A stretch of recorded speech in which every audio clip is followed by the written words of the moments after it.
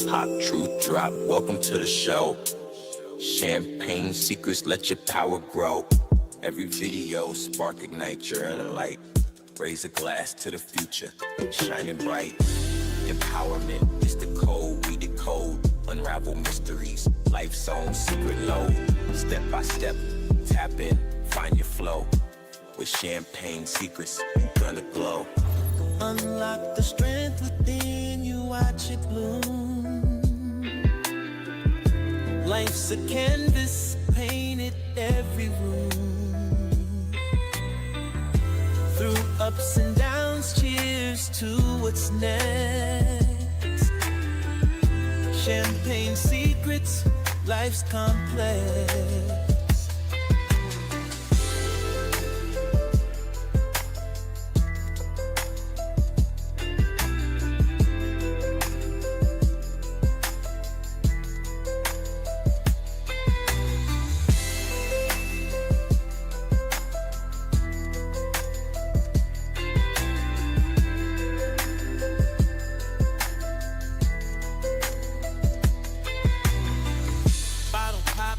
Drop, welcome to the show. Champagne secrets, let your power grow. Every video spark, ignite your inner light. Raise a glass to the future, shining bright. Empowerment is the code we decode. Unravel mysteries, life's own secret load. Step by step, tap in, find your flow. With champagne secrets, you're gonna glow. Unlock the strength within you, watch it bloom. Life's a canvas, painted every room.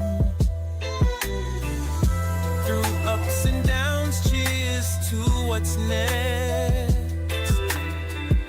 Champagne secrets, life's complex.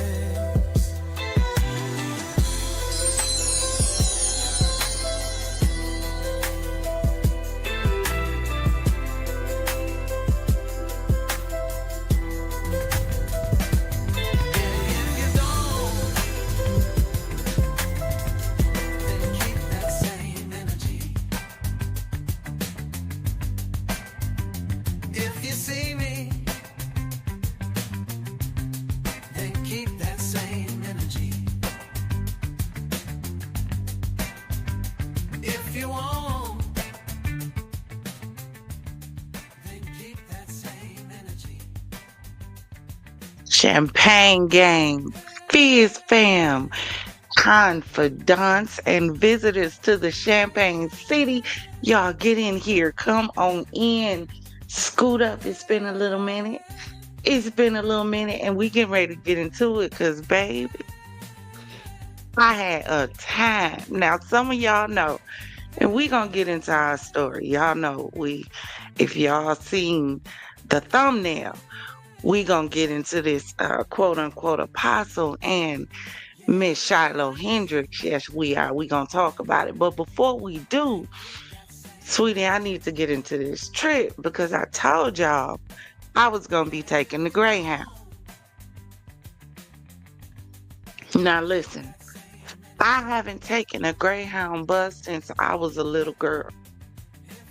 Matter of fact, my daughter wasn't even 1 year old. Me, my sister, and my daughter took a Greyhound from the Midwest to the South. 8.5 hour ride. That was it. Baby, now, ride 14.5 hours. So I'm like, all right, cool. You know, it's cheaper. The buses are comfortable. Hold on, y'all. So I'm like, we can do this. Pack me and my grandson up. We pull up to what they call a park and ride. So let me show y'all this real quick. Wish I got this, because y'all gotta see the time that I had. Hold on. Okay, y'all see this? This is what's known as a park and ride. So there is no bus station. It is literally a bus stop. As you see, And where this is located, like when it gets dark, now this is just sun setting. But when it gets dark, it gets dark. So if you see this is like off the cut of the busy road. You see trees, you see them trees. So you park and wait. So my auntie and my uncle took me and my grandson to the bus station. We pulled up. My auntie said, "What the hell is this?" I said, "This ride finna be so interesting." But I'm like trying to figure out, okay, if it's just a park and ride, like, how you checking for weapons is what I'm trying to say. You got a metal detector as you enter. Like, how do we do this? So, bus pull up.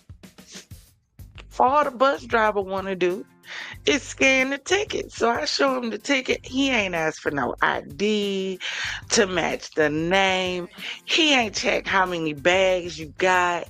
He ain't took a flashlight and peeked through your bag to check to see if there's anything in this bag. So I'm like, okay, your spidey sense is tingling a little bit. It's getting a little interesting. So get on the bus. When we get on the bus, we get to Nashville because I had 2 transfers, Nashville, Chicago. Get on the bus, get to Nashville, sitting there tripping. Now, this is the thing about me, right? So I'm feminine, but I'm not girly, right? I'm pretty enough to be a girl's girl, but how do I describe it? I'm cool enough to hang with the guys and be one of the guys. That makes sense. I'm one of them. So I'm sitting there and I'm like a extroverted introvert. That even makes y'all see it. We all backwards and mixed up. That's why we ain't got no room to talk about people. I'm cool if somebody walk up to me and start talking to me, then we can just talk, we can kick it. But if I'm in a room full of people, now I'm feeling people out because there's a lot of people and I got to see what people energy is and how people moving. Like, then I become extremely introverted. But y'all listen. So I'm sitting there chatting with this dude from the D, Nisi. Yeah, from the D. So we just chatting. So I happen to look over. Y'all, I can't make this up. Hold on one second. I look over, and this is what I see.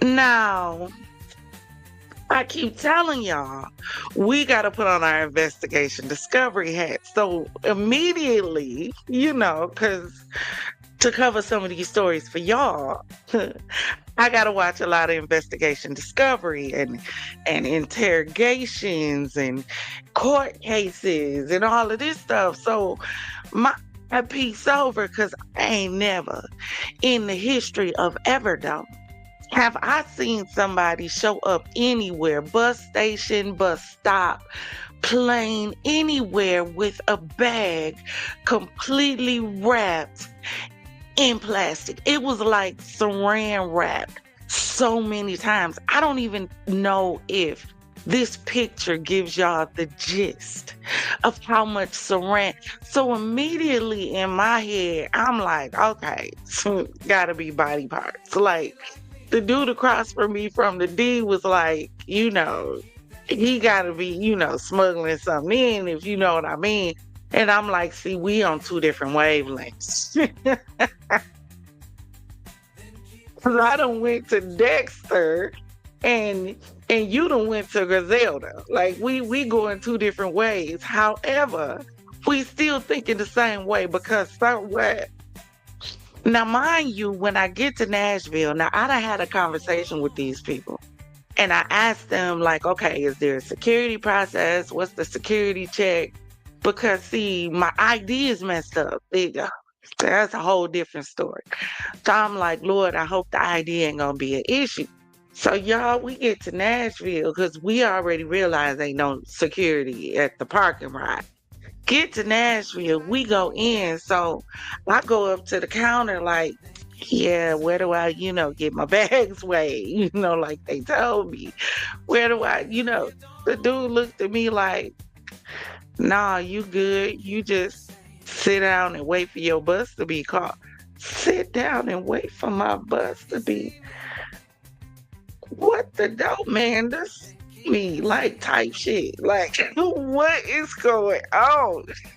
So I'm sitting there. I'm like, okay, so not only is there no security nowhere, they don't check IDs, they don't check carry-ons. Hell, if I wanted to, I could have brought 3 bags. They wouldn't have cared because when you get to the bus, all the bus driver do is flip open the cargo hold and let you put your own bags in there. They don't check how many.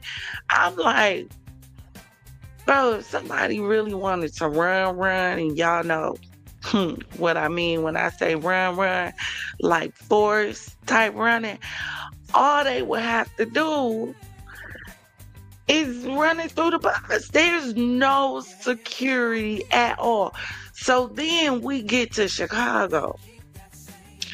When we get to Chicago, y'all, I just know it's gonna be some security in Chicago. Once again, on the bus, no security at all. Head on the swivel. Cause I'm like, bro, like, I don't need the time where I decide to get on the Greyhound bus to be the time somebody decide to go postal on my bus, because ain't nobody checking for no sticky icky ickies or no, kabooms, just not checking for nothing. Like, it's the most comfortable, unsafe ride ever.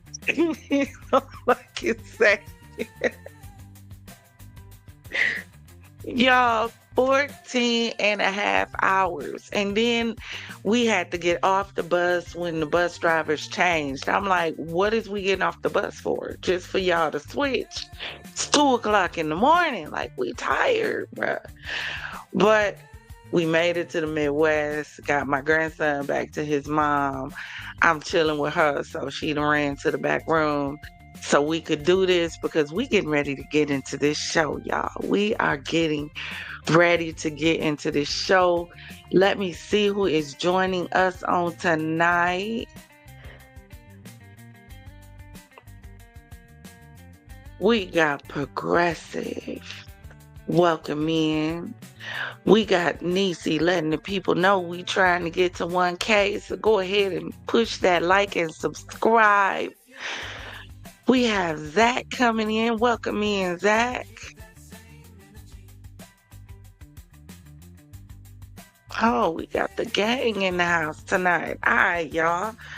So let's get into this show, right? So if you notice from the thumbnail, we're going to be getting into the so-called Apostle David Taylor, co-order church. And see, I try to stay away from talking about the church. I really do. I try. Number one, because when you start talking about the church, they start coming at you like witches and warlocks, like throwing hexes, like, how dare you, type attitudes. But when the whole thing kind of went down with TD Jakes, I stayed away from it. Number one, because there was no proof. There was a lot of speculation, but there was no proof. When you look at this situation here, this situation is different. What makes this different from a situation that went down with TD Jakes? Let's just say it was true, the rumors, he likes the boys. Let's say that. There's something that we forget when it comes to leaders in the church. They're human just like you. They're not perfect. No, they're flawed just like you are. But the problem is, so many times they get up in front of the people and perpetrate a lifestyle of perfection. And that's where you make your mistake. Instead of getting up before the people and being transparent and saying, you know what, I ain't no different than you. I struggle just like you do. I have some of the same thoughts that you do. Baby, I'm bilingual just like you are. Baby, I speak Jesus and cuss fluently. Don't judge me. He's still working on me. But instead of them getting up and being honest, you know what they do? They get up and perpetrate this perfection. It's the great masquerade. That's what the church has become. People masquerading as who they wish to be instead of showing the world who they are.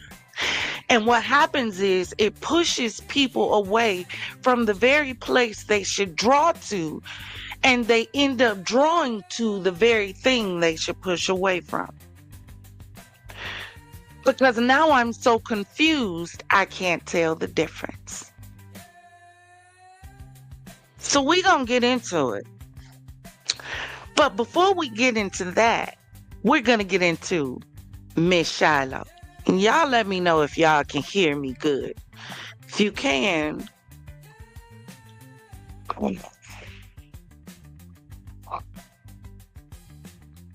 drop some champagne glasses in the chat if you can hear me okay and I don't need to adjust some sounds. If I need to turn the music down, let me know, because we finna get into it. So I did some videos. So this video came out, and I'm gonna play the first part of this first. Hold on.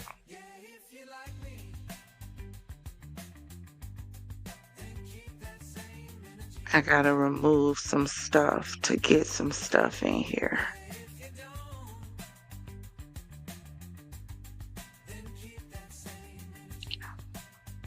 So, check out this video. This is the video. Did you call the child the nigger word? It is ma'am business. You call him a nigger? Okay, why don't you have the boss to say it right now again? Okay. Nobody dig into your shit. That little kid, you call him a nigger? The little child? Are you about to hit him? You chase him here? He took my son's stuff. So that gives you the right to call the child, 5-year-old, a nigger, the N-word. If that's what he's gonna act. That's what you're gonna call him. That's what he's gonna act like. You know, that's a hate speech. And you can be recorded for that. I don't give a shit. Now, before we go there, and the fact that she is now caught charges, I did 3 videos. When this video first broke, I did a video dealing with this and dealing with the fact that some individuals from the Cream team were stating they had black fatigue. They were tired of black folks. So I did a compilation video, still up on the channel, of these individuals saying, you know, they have black fatigue. Now, you had some black people torn because we understood what they were talking about. They were saying they were tired of nigga shit. We get it. Fact of the matter is, a lot of us are too, right? But we went a little deeper into it. So after I did that video, I did a second video. And in that video, there was this young lady who came out. Because, see, the young lady that I showed you, Miss Shiloh, she made a GoFundMe, GoSend, Give, whatever it was. And she raised over 800. Hold on.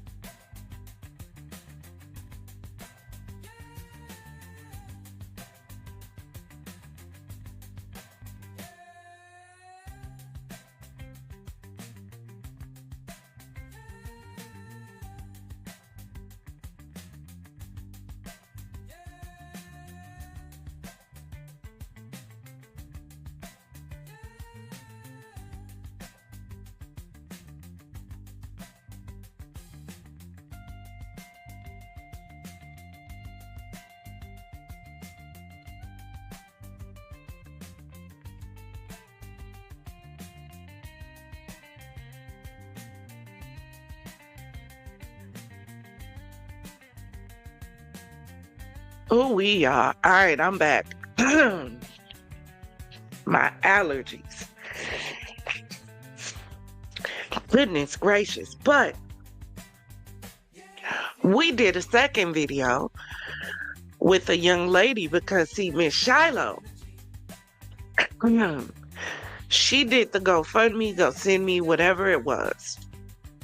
She raised over $800,000 because individuals were telling her that they were going to unalive her. I really don't understand where we get so emboldened on social media to send death threats when majority of y'all would barely bust a grape if your life depended on it, for real. But she did a GoFundMe and people sold, and she raised over $800,000. So there was this young lady, and I'm going to share this screen with you.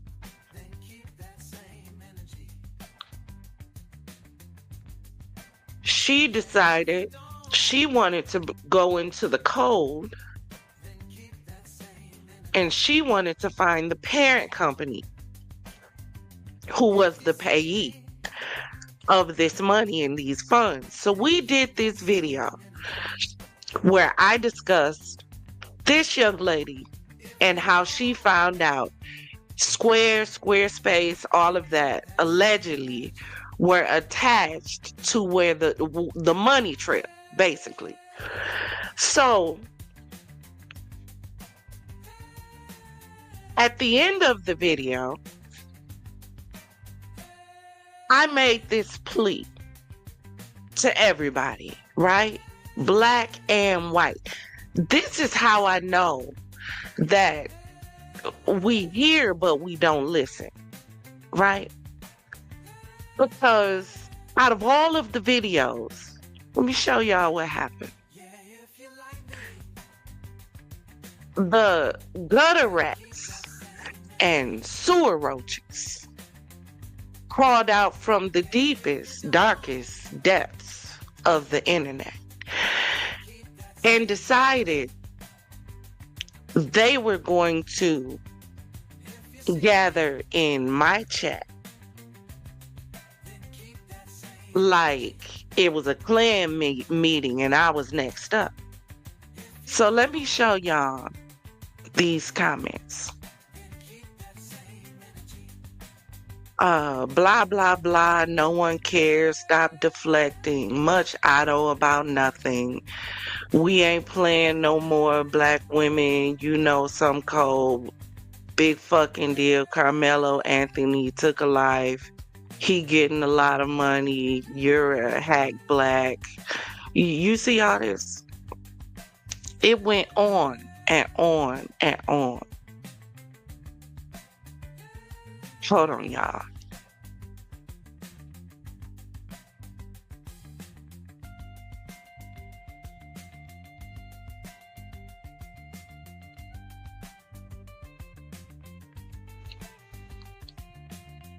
But what it let me realize was many times people don't listen to stuff. They see a title and just jump in the comments, because within the comments, or should I say within the video itself, I said this, and I'm finna pause the music so you can hear. Hold on.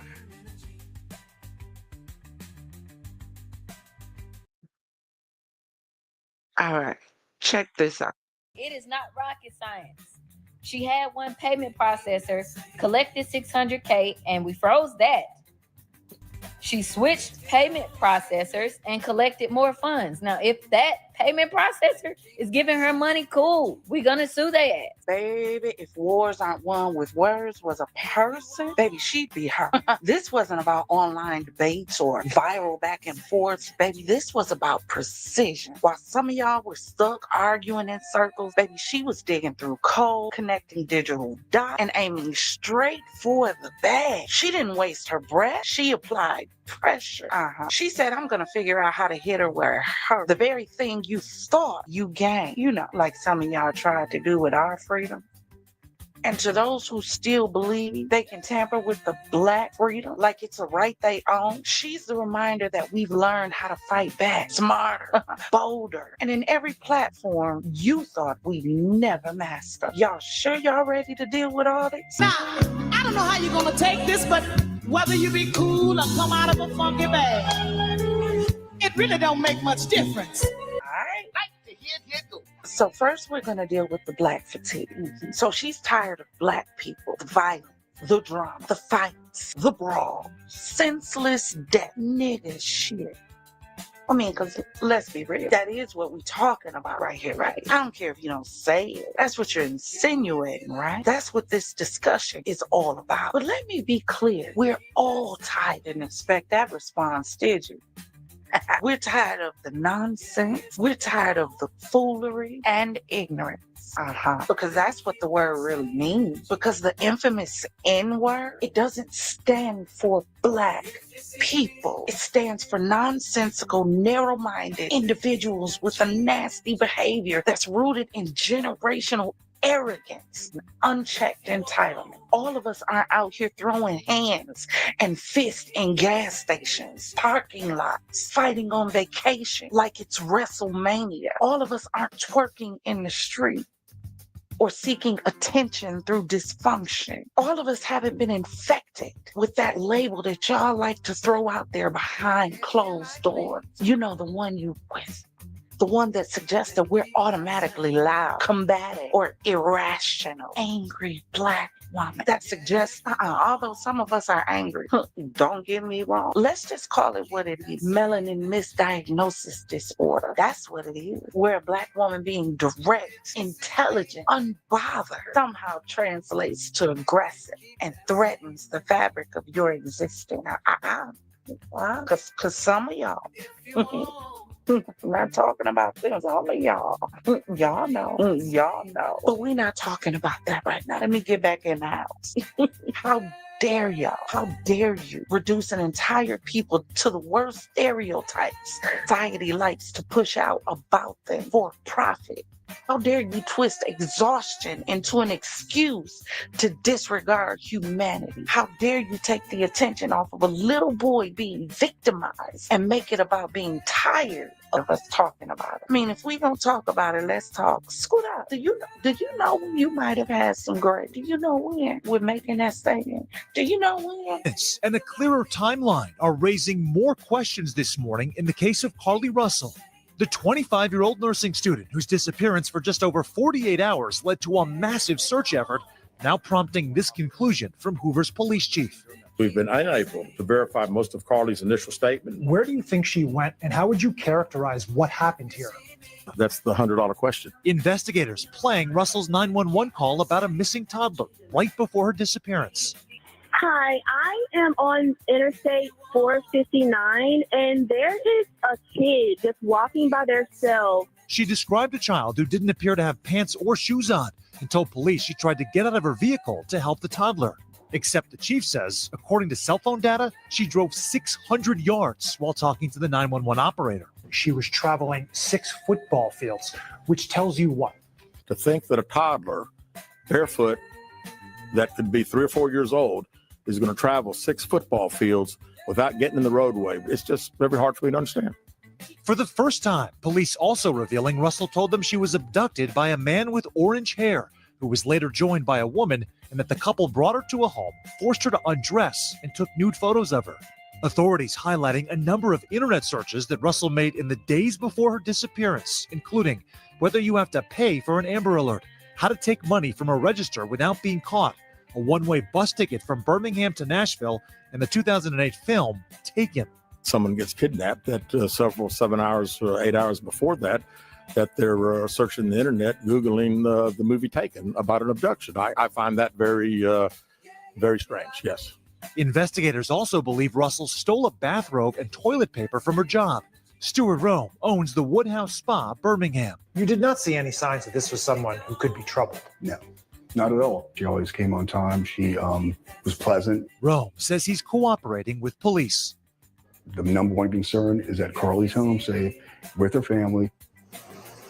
And police tell us they have not been able to speak with Carly Russell since that. No, we wouldn't. No, we wouldn't. Because there's no reason or place for hate and superiority whatsoever. In no case, no shade, no reason. Period. That's on me, baby. But here's the thing, right? Because also, how dare we, melanated one, how dare we look into the face of someone that we've never met and decide that they're guilty just because of their bloodline? Mm-hmm. They're all evil. They're all monsters. Just because their granddaddy's mama's pappy own land and lives. If that were truly the case, then you would also be categorized by the actions of those who are attached to you. The unaliving, the grapes, the abuse, physical, mental, sexual, and emotional, and beyond. Can you imagine if you were forced to walk around with the cloak of despair and automatic rejection from the action of your loved one, and then you had to pass it on to your children and your children's children because your whole bloodline has been condemned by the actions of somebody you ain't even met? They ain't even know them people, and some of y'all got them in the interrogation room of history's dysphoria. Like. No, you done fucked up, don't you? No, you don't. No, you done fucked up. And I'm not saying some of them don't need to be there, but sheesh, y'all. Tell us you hate us. Admit it. Say you hate us. Say it. Say it. Say it. Half of y'all want to be Malcolm X before the pilgrimage, and the other half want to be Martin Luther King. The problem is we can't deal with the enemy because we're too busy fighting each other. Meanwhile, our babies are being attacked in parks, and the attacker is the one benefiting from the attack, because we choose to consistently have our focus diverted to the wrong thing. Now, don't get me wrong. Don't get me wrong. Some of them are the type of trash that make flies gag and rats file a complaint. You know, the kind that would use a situation of a child being abused. And where's CPS? That's my question. Where's CPS? Where are the police? Where are the arrests? Because clearly this was child abuse. That's why I say something in the milk just don't smell right to me. It just don't smell right. Because if this happened, baby, this is child endangerment. I'm sure she snatched it away from the child. Because y'all know. Because how did you get it back? Huh? You know, the toy that you said, or the item that you said this child took from your child. You know, a child without the capacity to understand right from wrong. A child, much like you behaved in that moment. But how did you get it back? Did you snatch it? Did you knock it out his hand? I need to know how this confrontation took place. Like, how did all of this come about? Because it sounds to me like a clear case of rage baiting, race baiting. Because I have too many questions with absolutely no answers. Like, where are the parents? Here's the problem now. Some of y'all are so deep rooted in revenge that you've forgotten what the fight was even for. If two people are arguing, how do you tell the idiot, don't worry, I'll wait? The moment you become the aggressor, they are no longer a threat. So why do we keep responding as if we're threatened whenever they speak? And we're not talking about this woman with this baby whose parents still haven't come forward. I'm going to keep saying it. That needs CPS in itself. Because who was this baby with? Was he alone? Did he wander off? Whose parents still haven't come forward to say. Not now, nobody say that now, nothing like you say that now, nothing. Nothing at all about this situation. But we're not talking about Miss Shiloh. Shiloh, which was the city in which the tabernacle, which held the Ark of the Covenant once the Israelites finally stepped into Canaan, and whose name means one who was sent and peaceable one. What was peaceable in what she did? And y'all have the nerve to donate to Cruella de Vil's madness and mayhem. That's crazy to me. Crazy. Because y'all want to be a part of some twisted ass race war so bad. Meanwhile, Agent Orange over here trying to ship everybody to El Salvador and replace us all with South Africans, allegedly. But I digress. Let me get back in the house. We're the ones who coined the phrase, if you go low, I'm going to hell. Now look, we're mad because both sides are down there slinging lava, fueled by rage instead of reason. Said it before, half of y'all don't even know why y'all mad. Y'all was just told you needed to be. But they started it. I get it. But I was told that when little boys and little girls won't leave you alone, it's generally because they like it. They just don't know how to express. Here's the thing. If I don't like something, I don't watch it. I don't go near it. I stay away from it. I ignore it unless you touch me. Now, that's a whole different ballgame. Now we're talking about words. You come at me, now we're talking about a whole different level, because now it's no longer about racism, it's about self-preservation, and I gotta preserve me at all costs. Get it? Here's the truth. There's no monopoly on pain, no exclusive rights on outrage. The problem comes in when you isolate that outrage to a culture, to a community of individuals due to the actions of a few, as if you don't have skeletons in your own closet. Because just like this, If you don't, then keep that same energy. it's ignorant, and this Gas station caught on camera. The driver in the black car suddenly started shooting, and the driver in the red car fired back. Now, then watch as the man who started shooting comes back around, and then they both fire round after round, all of this in front of that store. Now, a look from inside the store shows where the bullets shattered glass all over the place. Customers, you see a girl right there, hit the ground, ducking for cover. Wow. Police say the people outside knew each other, but don't know what started the shootout. No one was killed and no arrests have been made. is ignorant, and we're sick of seeing it. This is also ignorant, and this. And let's not forget this. Please don't forget about this or him. Get it? No side wins this argument because both sides have ignorance that is intolerable. Here's the problem. While you're so busy policing and being fatigued by what's going on in our community, you're missing what's going on in yours. Developing nationally tonight, the FBI says a Wisconsin teen murdered his parents as part of an extremist plot. Authorities allege he planned to assassinate the president in an effort to overthrow the U.S. government. ABC's Johnny Fernandez has the report. A Wisconsin teenager is accused of murdering his parents as part of a plot to assassinate President Trump and bring down the government. Prosecutors say 17-year-old Nikita Kasub killed his mother and stepfather inside their Waukesha home back in February, stole his parents' car, and left with the family dog. The Waukesha County Sheriff's Department says the bodies of 51-year-old Donald Mayer and 35-year-old Tatiana Kasub were discovered on March 1st during a welfare check. The body appeared to have been deceased for some time, was unable to definitively identify who it was. Law enforcement arrested Kasub 2 weeks later during a traffic stop in Kansas. Officers say they found a handgun, pried open safe, jewelry, and $14,000 cash inside the car. Investigators also say they found documents on his phone calling for the assassination of the President of the United States in order to foment a political revolution. Officials go on to claim Kasub killed his parents as a part of an effort to obtain the financial means and autonomy necessary to carry out his plan. According to federal documents filed in court, Kasub shared the views of an extreme neo-Nazi group described as a satanic cult. Kasub faces 9 felony charges, including 2 counts of first-degree intentional homicide, but prosecutors hinted there could be more charges. The teen has not entered a plea. He's being held on a $1 million bond. His next court appearance is set to be for early May. Johnny Fernandez, ABC News, New York. There it is. We can't make white people hate being white no more than white people can make us hate being black. So they're not allowed to have self-esteem. It took a black woman going to Pakistan to make the world realize that all Pakistani people are not terrorists. It took TikTok shutting down and us going to a red app to realize that us and the Chinese people are no different. We're all just the people victimized by a government who's been shoving propaganda and lies down our throats to push their agenda and to make us feel superior. It took a black girl on TikTok to come out and say redheads were black. I just need to remind y'all again, everyone who is ginger, who has red hair, those are black people. All gingers are black people. If they have red hair, they are black. You see a white man with red hair, that's a black man. You see a white woman with red hair, that's a black woman. Gingers are black.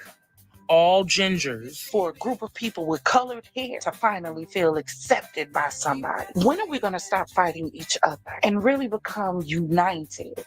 Like the name of our country, because right now we're false flagging to the rest of the world. Child, Connor sitting at home right now, planning on erasing his whole household, dog and all. Billy at home right now, planning when he's striking the school. The same way, there's a gang somewheres planning to go on a drill as we speak. Each community has issues, but no, y'all can't see what Connor and Billy are doing with their plan because you're so busy white power. And I'm not talking about the inherent love for the skin that God put you in. I'm talking about the inherent belief that because of the skin you're in, you think you're superior. That white power. You're not even paying attention to the fact that you're about to be a statistic as well. And the same way, D-Boy and them may be planning on going on a drill. In the same way, D-Boy and them may have been raised by a single mother. And you want to say the problem is single parent household? Well, Connor and Billy are from a 2-parent household with a white picket fence, a dog, a cat, and a goldfish. You see, we have no room to speak. Problem is we're so busy focused on policing and correcting and checking each other that both of our communities are all out of whack. Both of them, if you will. The same way I consistently say it's going to take the police to stop the police. For entitled police with a God complex and a badge to get and understand that this is not going to happen on my watch. It's going to take good cops stepping up and saying, nah, I'm not backing the blue when the blue is feeling red. Your fatigue isn't going to fix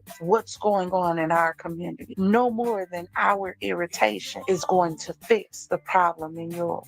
Hell, y'all got bigger fish to fry anyway with y'all leader trying to replace y'all with South Africans. Take y'all farmland and give it away to them and let them make all the money and send it back to South Africa so South Africa can be a superpower. Y'all ain't even paying attention. Y'all don't even see the power play. You know why? Because we're too busy focused on each other. This race baiting is the false flag. Dumb Diddy, all because Agent Orange wants to pacify Elon Musk, allegedly. Listen, let me say this. You can be tired of ignorance. You can, but you have to first be sick of your own. So before we keep swinging, maybe we should pause, not to be passive, but to be precise. Because you know what?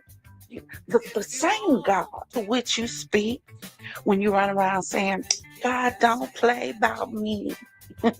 When you talk about your godly values and Christian views, the same God said in the beginning was the Word, and the Word was with God, and the Word was God. All things were made by Him, and without Him was not anything made that was made. In Him was life, and the life was the light of men. And the light shineth in the darkness, and the darkness comprehended it not.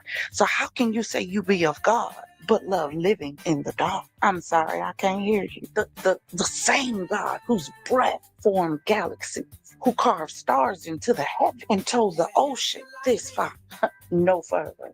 The same God who lit up the sun with a whisper, called earth good, and then stepped back after creating man and said, it is very good. The same God that said, for I know the thoughts I think towards you, saith the Lord, thoughts of peace and not of evil, to bring you to an expected end. The same God who told Moses on the side of the mountain, if the people ask you who sent you, tell them, I am that I am has sent you.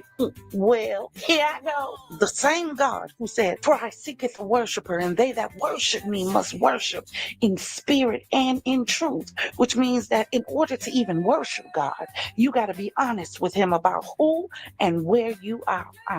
Because He said, he that cometh to me must first believe that I am, and that I am a rewarder to them that diligently seek me. How can you be diligently seeking Him if you're too busy hating me or hating them? He said, you know, you're God, the one you say you claim. He said, I'm so much God that when I need to bless you, I don't have to look to the outside. All I got to do is pull from myself. Why do y'all keep looking for an outside solution for an inside problem? Hate comes from the inside. Your hate is your problem. not mine. And it's hard for ignorance to fight against itself. Ignorance has to pull you down to its level in order for it to have a voice. So why do we keep leaving the palace to consistently entertain peasants? Don't play with it. Please don't play with it. But let me get back in the house. You can't tell me about God. Not my God. Because the same God said, in as much as you've done to the least of these, you've done it unto me. Don't profess a God you don't know. Because the same God said, I am a jealous God. You can't have no other gods before me. Yet we running around here praising and giving thanks to the ancestors as if God didn't create them too. Well, that's because we refuse to serve a white crackhead heroin addict on a picture. Oh. Not my Lord. Not my Lord. But your kids drew distorted pictures of you as well. It didn't take away from who you are. That God is not a God I hate. My God said, Beloved, let us love one another. For love is of God, and everyone that loveth is born of God and knoweth God. He that loveth not knoweth not God, for God is love. So do you really know God? Or do you just know of? Because there is a difference. It's one that echoes through how you love, how you live, how you speak, how you treat those who can't do anything for you in return. See, God is not a concept, not a buzzword, not something you throw around on a Sunday morning or in your Instagram post. No, love. God is the epitome, essence, and etymology of love itself. So do you know? Do you know which God you serve? Because if your God gives you permission to hate or hold others beneath you, baby, that's not God. Not my God. And maybe you need to take the time to search to figure out which God you're serving. Because the true knowledge of God, it humbles you, it softens you, it makes you bold in truth, but gentle in tone. So before you carry his name, make sure you carry his heart. God is not the author of confusion or chaos. He is the architect of peace, the designer of grace, and the very essence of love. The God who made us in his image did not create us to curse each other. He didn't fill our lungs with air in order to tear each other down. He gave us a voice so we could speak life. He gave us power so we could uplift the fallen. He gave us light so we wouldn't be swallowed by the shadow. So before we let our pain speak louder than our purpose, let's remember God is not a weapon. He is a well, a source, shelter. And if we are to reflect him, then our battle must not just be against darkness. It must always be for the light. Quit stalking a God you don't know. Stop cosplaying because you know his name holds weight. Quit quoting his words if you refuse to follow the book. You don't use the book and quote passages to make it fit you. You change you so that you line up with it. See, I'm not a me you can play with when it comes to God. And oh Lord, I already know. Somebody gonna walk away from this saying, oh, she must be on their side. And all I can do is shake my head. Look up like, Lord, I know, Lord, I know. Because some folk just ain't ready. They ain't ready. They're not ready for the red pill of truth. They're not ready to be unplugged from this simulation of hate and division and ego-stroking righteousness. Because unity don't trend. Keys don't go viral. And empathy? Oh, baby. Empathy don't feed the algorithm. Let's be real. There's no dopamine in forgiveness. There's no clout in compassion. No headline in healing. We've become addicted to conflict and controversy like it's champagne on tap. But over here in the Champagne City, oh, baby, we pour something different. See, this city ain't for everybody. It's not. I've come to realize that through all the frustration of trying to grow. This city ain't for everybody. It's not for the bloodthirsty or the petty click hungry. It's for the drinkers and thinkers, the ones who know how to sip wisdom, savor empowerment, and spill the kind of truth that builds bridges not burns them down. See, that's the secret in Champagne Secret. It's not just about popping bottles and cute saying. It's about power. It's about purpose. And it's done with poise. We uplift, we rise, and we do it sparkling, not spiteful.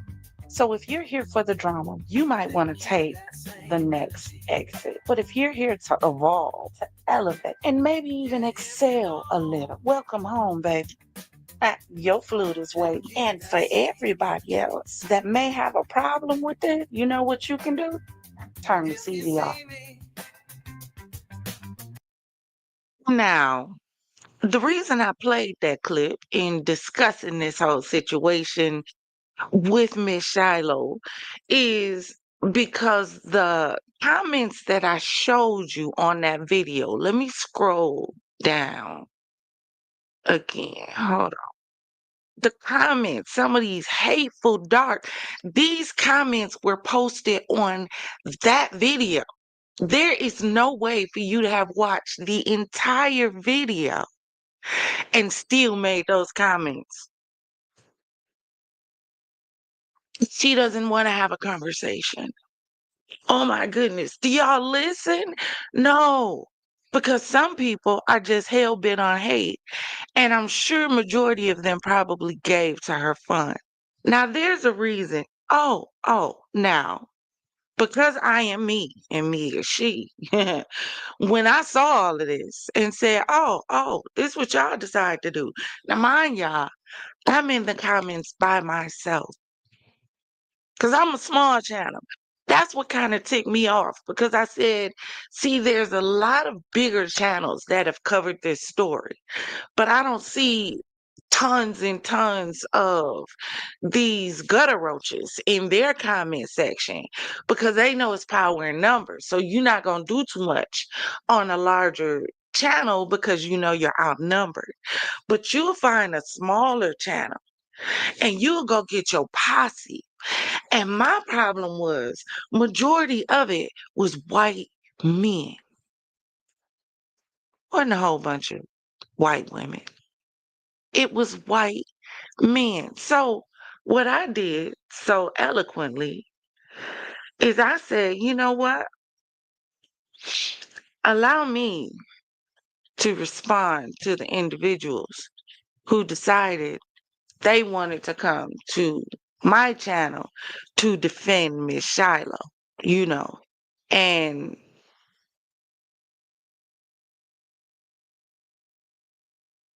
can y'all still hear me? Connection to your share stream. Okay, here we go. When I get ready to share, y'all let me know if y'all can't hear it.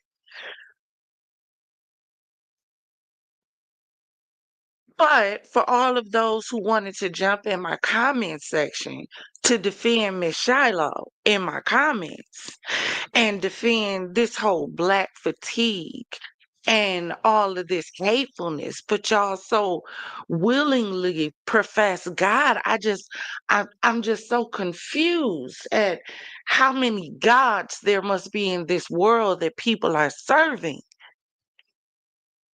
That you're consistently throwing around that everything you do is for God. Who God gives you permission to treat people like they're beneath you when God says, beloved, let us love one another? Present your body as a living sacrifice, holy and acceptable. This is your reasonable. This is the least you can do is be a servant. And y'all jump in the comments where I'm talking about God is God and God is love. And not only did I get on the cream team, but I got on my melanin brothers and sisters too, because we all the same. We all got issues in our community. Why we hating when we could be building? Don't even make no sense. So on my third video, I gave them a response. Check this out.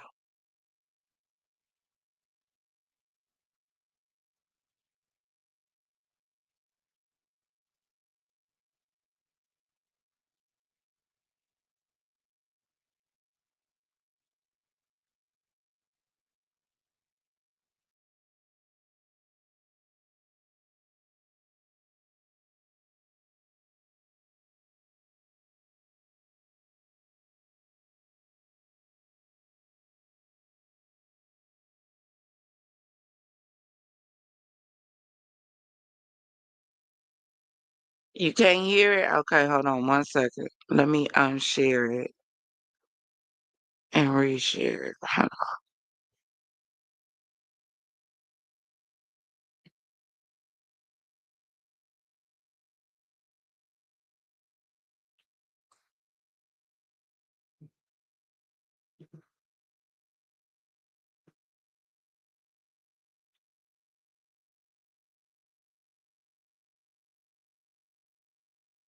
Let me know if y'all can hear it.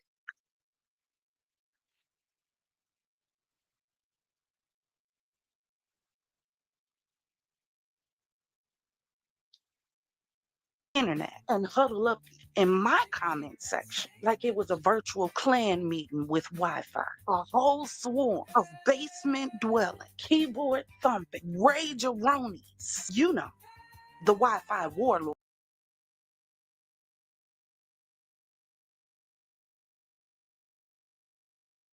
Or fading. So step up or bow down. A queen. Tired of. So let's.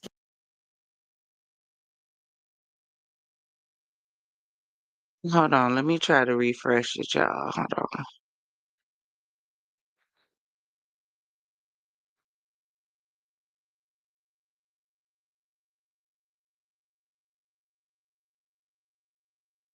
Yeah, it just popped up and said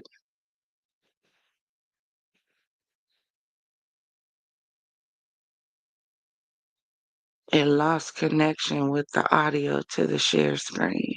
So let's try it again.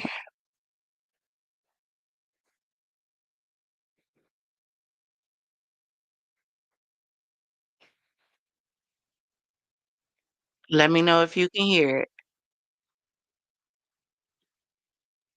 Into my comment section like they were storming the Capitol again. You know, I did 3 videos. One on Black fatigue, the term that the white community, not all, but some, feeling like they're tired of Black folk. One on a white woman who felt emboldened enough to call a little Black boy the N-word, and folks who think like her donating to her because she felt threatened after she did it. And one on a Black girl who decided to dig into the code to find the parent company who was funding it. And look who crawled out of the dustiest corners of the internet and huddled up in my comment section like it was a virtual clan meeting with Wi-Fi. A whole swarm of basement dwelling, keyboard thumping, rage-a-ronies. You know, the Wi-Fi warlords of whiteness, the incestual choir, the male militants, patriarchy posse, like a trailer park Justice League. Y'all put up like it was a virtual gangbang, and y'all was waiting in line for your chance to see if it's really sweet.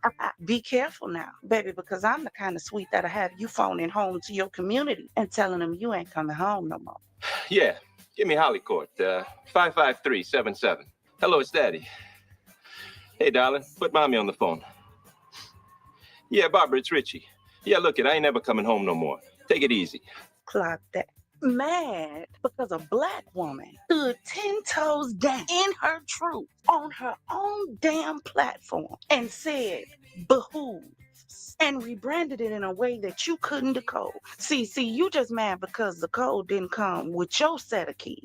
You mad that I decided to assign context, clarity, and conviction to my words in my voice on my damn channel. And it sent y'all foaming at the mouth. So, is it the fisher's fault that he hooked the fish? Or the fish's fault that he couldn't stay away from the bait? Here's what bothers me. You saw a small channel because you would have never did this on Natasha K. Live. You would have never did this on a Storm Monroe. You wouldn't even did this on a Voodoo Doll TV because you know there's powers in numbers and you would be outnumbered. But what you didn't expect was even though you had the numbers, baby, I am the power. But you thought easy target. You thought let's jump her digitally because y'all never do this stuff in person. Not without a mob. But see, here's the problem. I'm not your average pushover. I'm the glitch in your algorithm. I'm the pop-up ad in your rage scroll. So let me say it again with my whole chest. It behooves me And don't that sound better in that context anyway? And let me help you out since your imagination is bankrupt and your comprehension is in foreclosure. So all you have left is loud. Behooves means something necessary, proper, or beneficial. Like it behooves you to stay out of black spaces if you're just going to embarrass yourself in them. But what behooves me is you came to a black faith to say you hate black people. And let me say it again for the hard of hearing and the hollow soul. You came here to us because your obsession is louder than your hate. You can't stay away. Y'all talk a good game. But see, your craving for relevance or any kind of attention, like a child where negative attention is better than no attention at all, dragged you by your ankles right into a room where nobody asked for you. And see, I knew what covering this story would bring out. Sewer rats, gnats, and damn flies.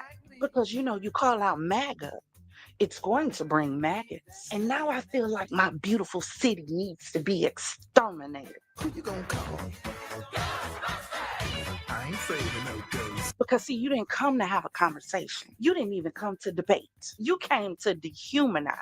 Talking about black babies are alligator bait. And who gonna make them that? Because I would love to see you walk up to a black mother or a black father and take their child and throw them to some alligator. Please, I want to see you do it. And I promise you they'll give you another reason to hate us. I promise you they're going to give you a first-class lesson on what happens when consequence meets up with repercussion. But how about this? How about you pay attention to your own children, because word on the street is they raging too. On y'all. How about you pay attention to them before you become their statistic? You came to insult my looks, question my intelligence, and try to play in my face. So see, that's what y'all do when you can't match wits or intelligence. You resort to name calling. But see, my esteem in self is so high that it can't be brought low by the noise of the miserable trying to measure me with broken rules. By folks who confuse confidence with audacity simply because I won't shrink to fit your comfort zone. Let's talk about it. You have to look up to talk down to me because I'm that bitch. And let's give you a key to a code since y'all so desperate to have one. That means being in total control of herself. And that's where you slipped.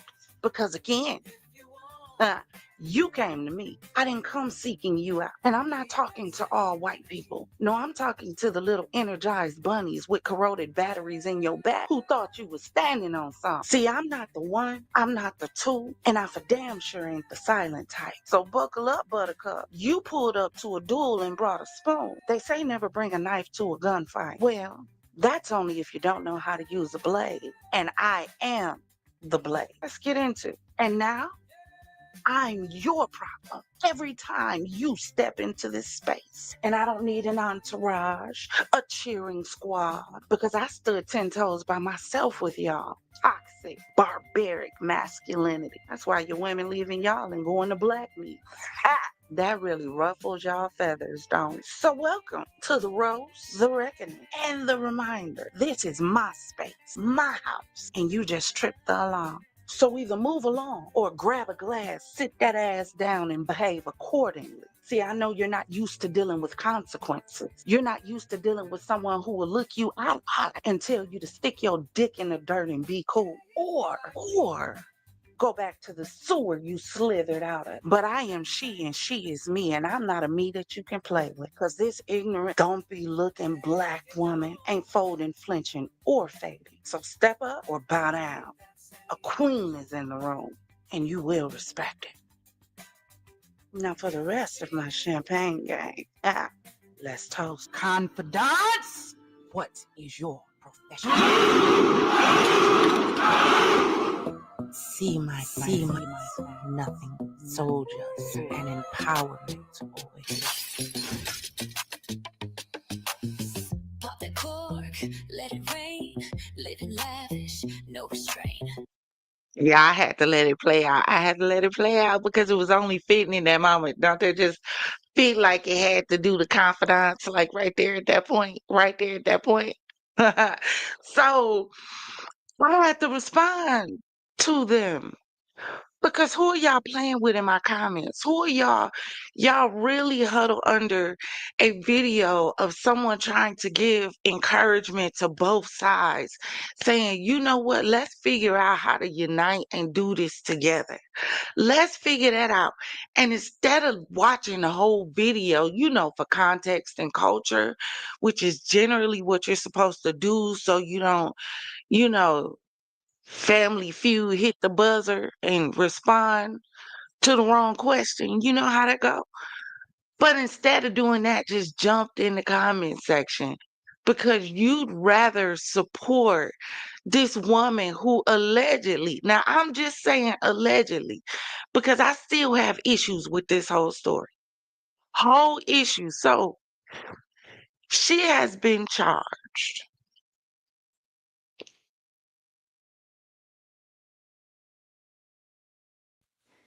A decision months in the making. Thanks for joining us tonight. I'm Caitlin Alexander. Brock Burgee is on assignment. The Rochester City Attorney's Office announcing a charging decision today against Shiloh Hendricks, the woman seen using a racial slurs against a black child with a disability in a now viral video. The decision, 3 counts of disorderly conduct. KGDC's Grant Jones joins us live in the studio tonight with reactions from around the community. Grant. Yeah, Caitlin, the Rochester branch of the NAACP, which has been very supportive of the alleged victim and his family throughout these months, reacting to the news late this afternoon. In a press release, the organization writing in part, the filing of these charges, 3 counts of disorderly conduct, represents an important and meaningful first step toward accountability and justice. It continues to say, the victimized child, family in our community deserve full accountability and justice for the harm caused to a vulnerable black child with a severe disability by Shiloh Murray Hendricks, who has... Now, I want y'all to keep in mind that they keep saying misdemeanor disorderly conduct. Now, I keep telling y'all, now, when we looking at this stuff, we got to put on our investigation discovery acts. Now we got to start, to turn the thinking knob up. Pay attention to everything. Pay attention to stuff that you don't even think you should pay attention to when you're listening to stories like this, because my spidey senses are still tingling and I still feel like something about this story is off. But let's continue. Displayed no remorse. Now, this is a clip from the incident in April. Moving to the criminal complaint, which a judge signed off on today, it argues Hendricks, quote, wrongfully and unlawfully engaged in offensive, obscene, abusive, boisterous, or noisy conduct, or an offensive, obscene, or abusive language that would reasonably tend to arouse alarm, anger, or resentment in others. Each charge carries a maximum of 90 days in jail and/or a $1,000 fine. Soon after the incident, Hendricks released a fundraising campaign, which raised more than $800,000 after claiming her family had become targets of online harassment. Rochester Mayor Kim Norton also reacting today, saying she hopes this can begin the process of closure for the family and community. I'm relieved that we have finally reached a point where we have a little bit of, it's not quite closure yet, but we're moving in that direction. So that the community can feel like this mattered to them and that a resolution is coming. Attorney General Keith Ellison also weighing in today, saying in a statement to KTTC, quote, Shiloh Hendricks' behavior was horrible, wrong, and morally repugnant. I hope she is ashamed of what she did. She certainly ought to be, and I'm glad she is being held accountable.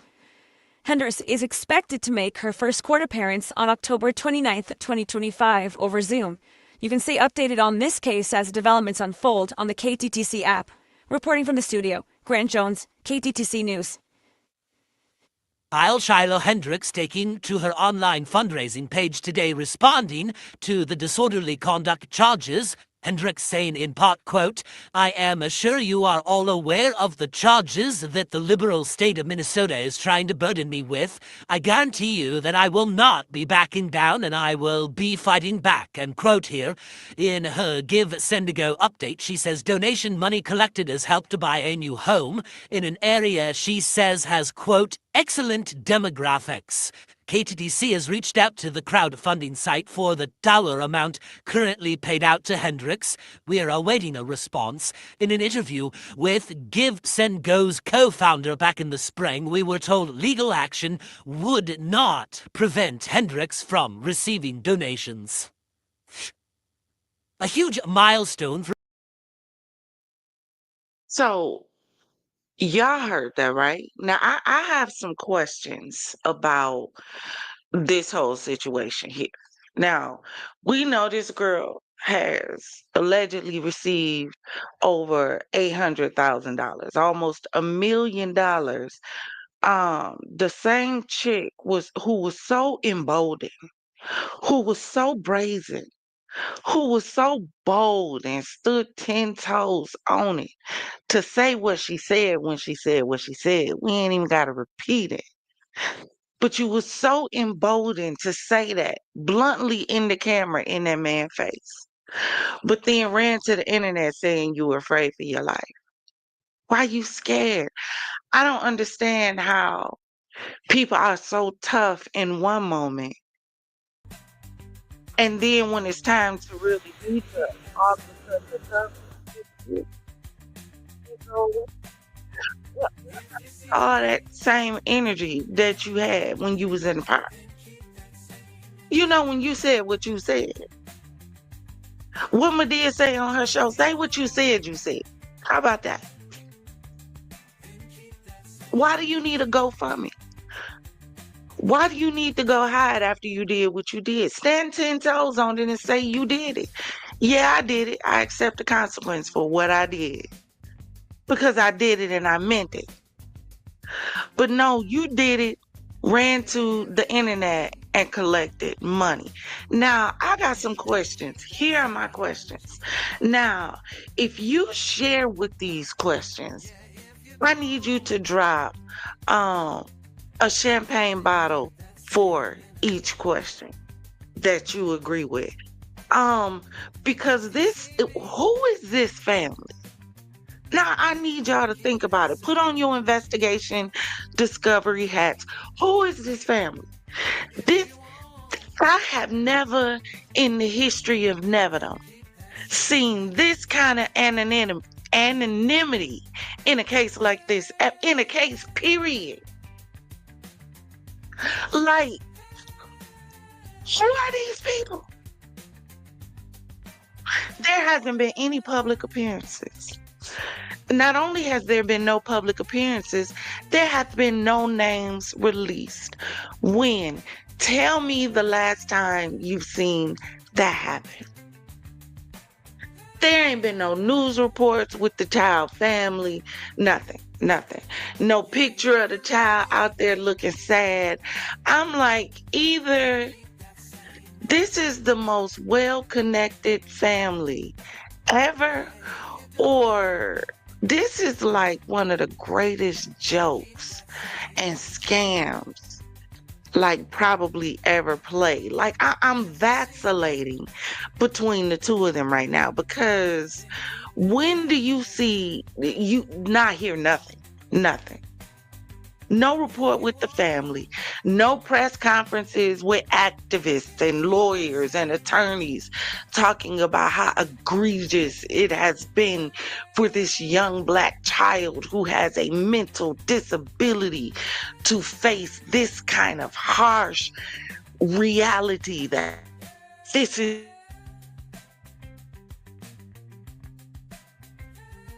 call him the N-word. Yeah, I got questions. There's no names mentioned, just the child's color. Who is this family that they are just invisible in this case? Just, you haven't heard anything at all. See, sometimes you gotta ask questions.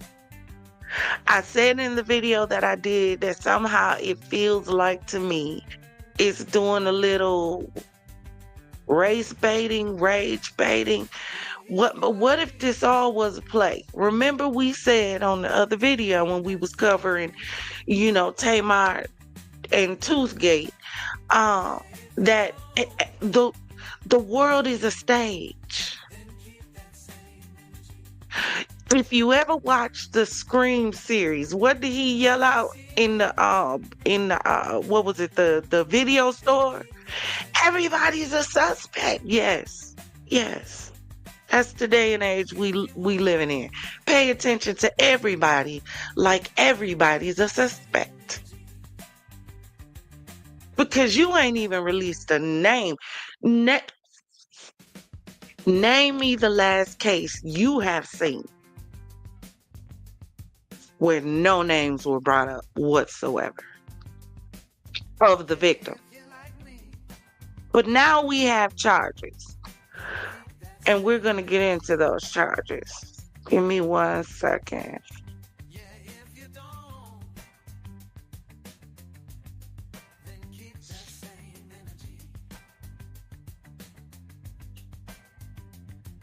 Okay. I got to show it to you from the beginning and then jump back to the end. So her charges were 3 misdemeanor counts of disorderly conduct.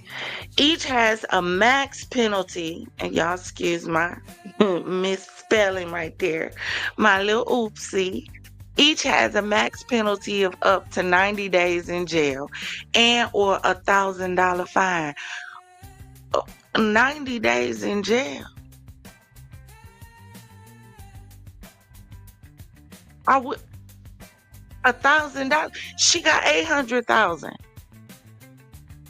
You think she care about paying $1,000? You mean to tell me all I got to do is accept a misdemeanor and pay $3,000 and this go away? Bet. Run it, or pay it, or fight it. But you think that's a big deal to her? This is what y'all charge her with. But I got some ideas. Because there was a whole bunch of stuff that she could have been charged with. Let me fast forward back to the end.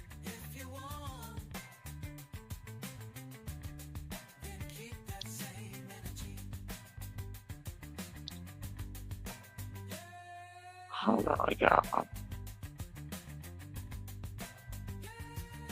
Yeah, I got some stuff she could have been charged with. I don't know. Maybe bias motivated crime, hate crime, enhancement. Since the incident allegedly involved a racial slur, some states allow for a bias crime enhancement, which increases penalties if the crime is motivated by race, ethnicity, or disability status. You allegedly verbally attacked a child, but she get allegedly 3 misdemeanors. Allegedly. Because this is what they saying to us. Trying to get us to believe, at least. I don't know. Okay, we just did this one. Child endangerment. I don't know. Could that have potentially been a charge? Even without physical harm, knowingly causing emotional distress or fear to a child, particularly in a public setting, can sometimes be argued as endangerment. So, you telling me she couldn't have been hit with a child endangerment? I mean, this was a child we were talking about. That her conduct was so disorderly for. Allegedly, according to them. Because we don't know. We haven't seen a picture. We haven't seen a family name. We haven't seen a last name. We know nothing about this young man or his family. Right now, they Casper. We know nothing. But, I don't know, maybe child endangerment? Do you think? maybe, just maybe, assault in the 5th degree, non-physical. In Minnesota, assault can include acts intended to cause fear of immediate bodily harm. Words plus aggressive behavior could meet that threshold in certain contexts. So this couldn't have been a charge that you potentially used.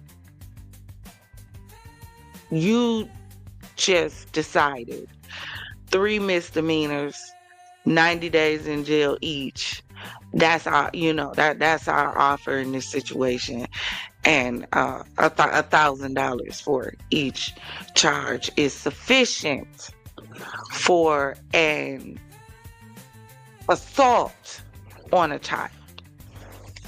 Verbal or not, let one of y'all be caught in public verbally calling your own children out of their names.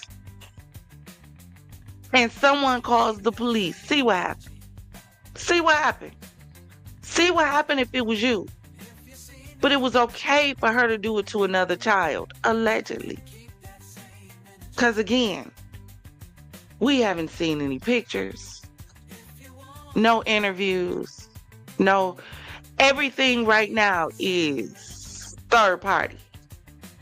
There's, unless I'm missing it and some of y'all seen it somewhere, everything that we're hearing about this situation is third party information. We have not heard from the victim, the victim's family, or nothing to even know that they even exist. And this ain't just a whole big, like the greatest scam ever scammed on social media.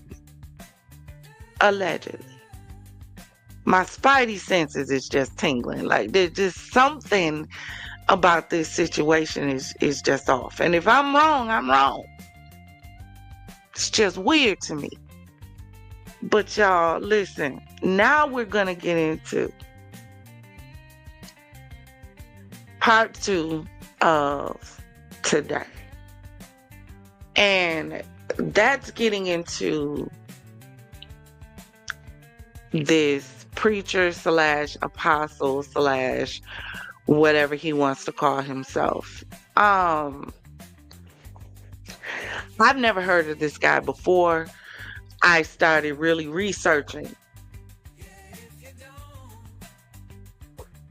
Y'all gotta excuse me if I'm pausing. I'm drinking water because my allergies are on 10 tonight. But I've never watched any of his stuff until this whole case broke. And I said, let me go take a look at what's going on.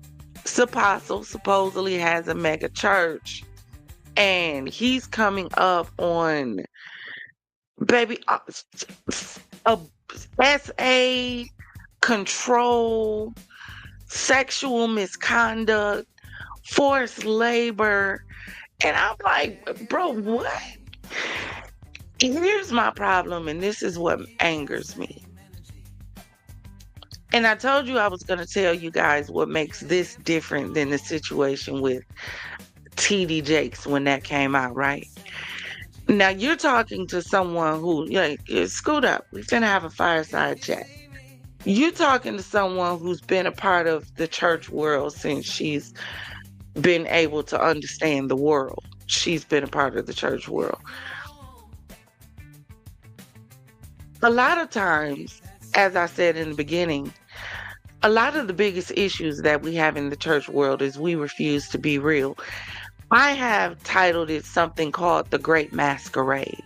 I call it The Great Masquerade because it's a bunch of people masquerading around with masks on, and you don't quite really know who they are. They're showing you the representation of what they want you to see of them, what they want you to be introduced to of them, and not the real them. It is a true fact that what goes up must come down. The question is, how are you going to come down? Because see, a plane goes in the air to take you to your destination, and when it arrives at your destination, it lands. It comes down. If everything goes right with the flight, it lands safely. But then on the flip side, same plane can take off and crash, right? When you don't take care of your issues, when you down low, when you get up high, those issues get magnified when you crash. But the reason that is happening is because too often in the church, we portray ourselves as perfect. Do you know majority of the times you don't hear people talking about they looked at a diamond to see what the diamond was and to check the purity of the diamond, and I might not be using the right words, unless you're really hearing someone talk about they said this diamond was perfect. Now because you labeled it as perfect, I've got to inspect it to see if I can find flaws. Some of their flaws ain't even hidden. They real visible. This thing right here is real visible. And this what makes this different from a TD Jakes. Just as easily as it could be true. Allegedly, the stories of him liking young men. Let's just say, for sake of argument,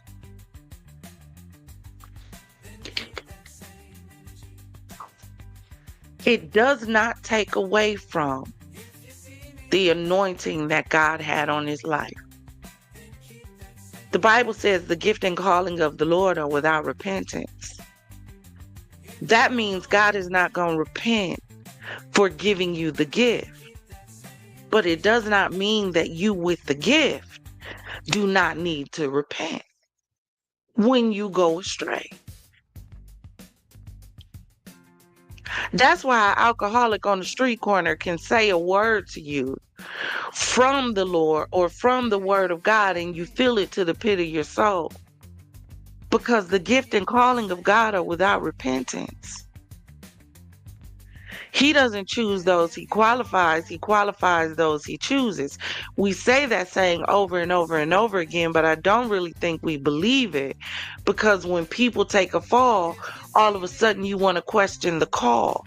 No, the call isn't what's in question. What's in question is the individual's character and ability to be able to walk in the call, striving for perfection. And not just simply hiding your imperfections. What happened with a TD Jakes, if it was true, because again, with his situation, there was no factualness. And everybody ran that man's name through the mud just because somebody came out and told a story. They came out and told their view, their opinion, no real receipts, no real facts. Because some text and a picture, that doesn't prove what was being said. This situation is different.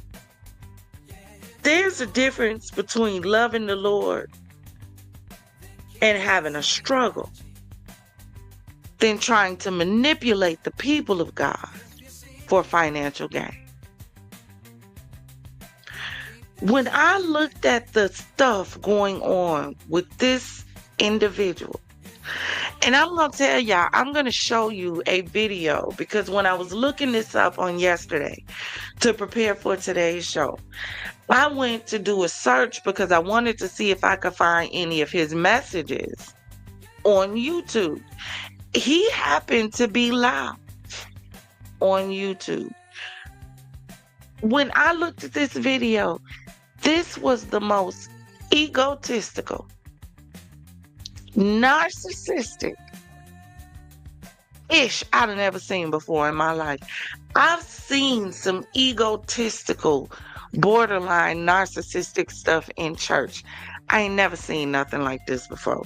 We gonna get into it. This is gonna be a part of a two-part because even if we don't have time tonight, because we already at 12:29, on tomorrow, I do want you guys to be able to come up and speak your piece about this whole situation because, see, it's people like this that are pushing people away from the church. Because you have individuals who are coming into church to experience being healed, set free, and delivered, and they're leaving out even more broken. That's the crazy part. And y'all gonna have to answer to God. Oh, yes, you are. Y'all gonna have to answer to God for all this foolishness that you are doing to the people of God. When they are coming to y'all looking for an answer, people are struggling left, right, up, down, longitude, latitude, all the way around. People are looking for an answer. And instead of providing a solution, you provide a scam in the name of God.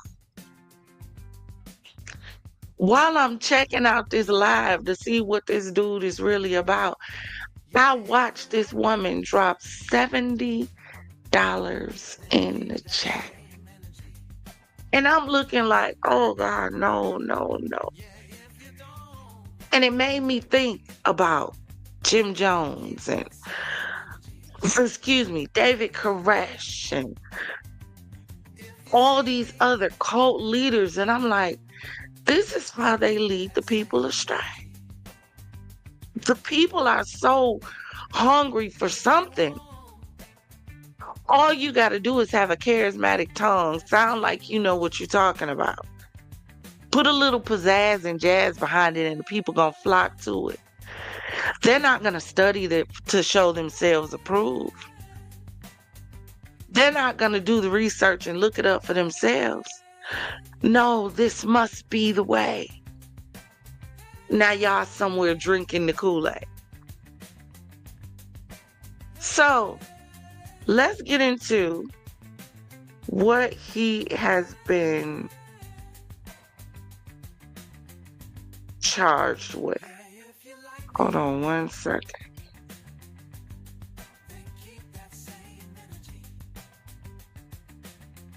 Now, before I get there, because we were talking about Miss Shiloh, and again, I say, I just really don't understand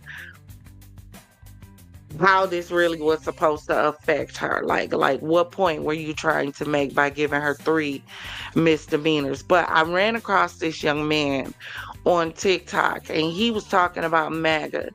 And again, when I played those videos, this is in no way, shape, form, or fashion a channel that is against my cream team. Oh, no, no, no.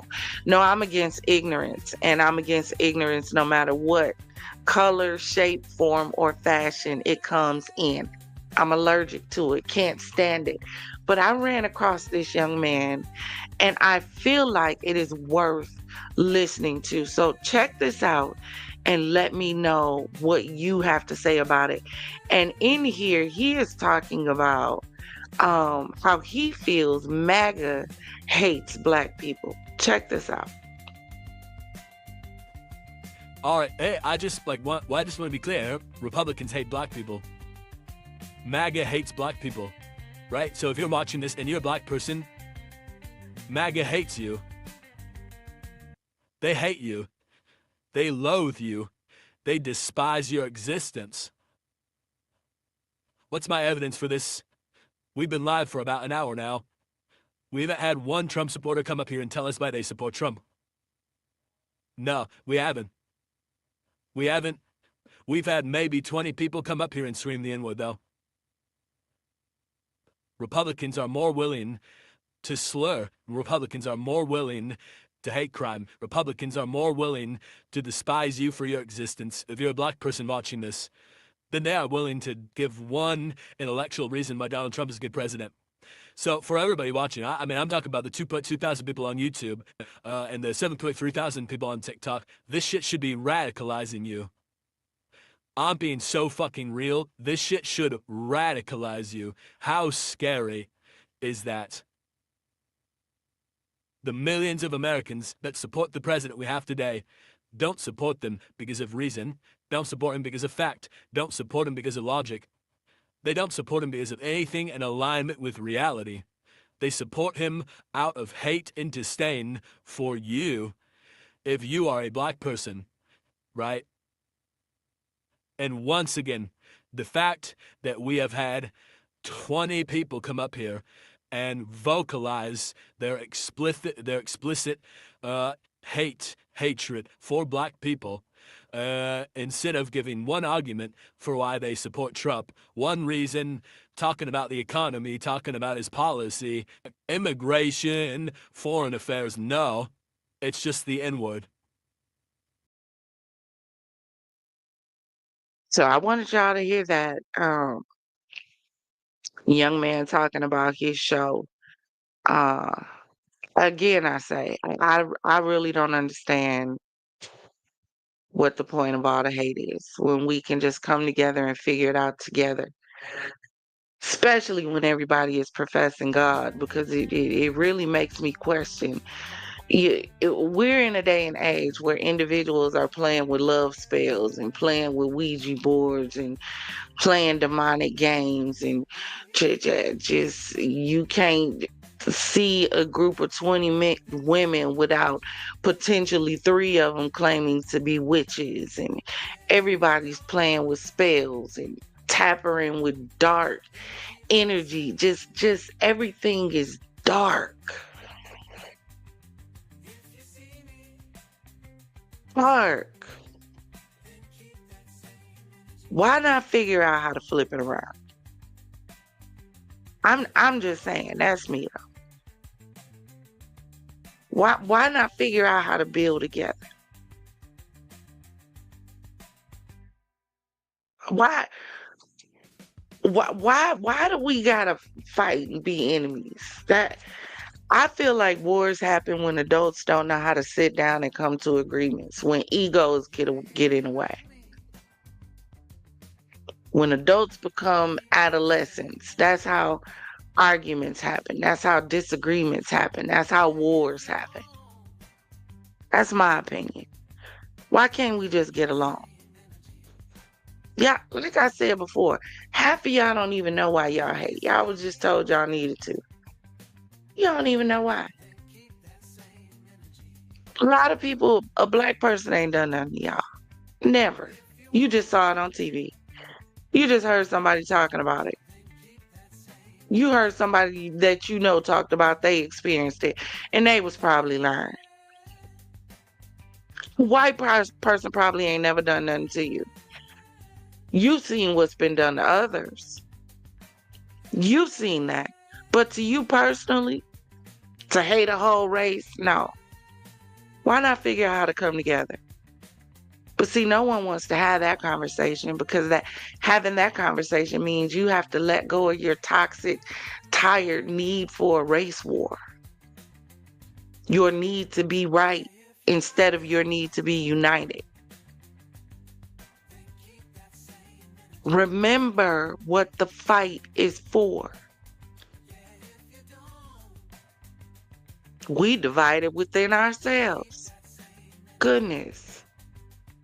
But we'll see how the whole Shiloh thing plays out. I want y'all to check out this, because this really goes into Mr. Taylor. I wanted to do a breakdown of how this all came into play. So it says early foundations and rise, the late 1980s to early 1990s. So he claims to have had a face-to-face encounter with Jesus in a dream as a teenager. So this whole thing that he's been really writing on is the fact that he's seen Jesus and God, might I add you, face to face.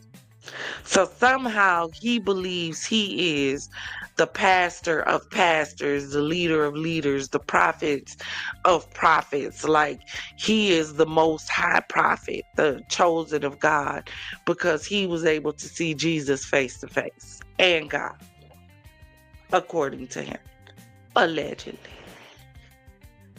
So he begins what they call ministry work, eventually founding Joshua Media Ministries International, JMMI, later rebranded as the Kingdom of God Global Church, KOGGGGC, whatever, right? So in the 2000s to about 2010, his ministry expands nationally and internationally. It's marketed as a miracle working, dream interpreting apostle with face-to-face encounters with God. See, there goes that face-to-face encounter with God.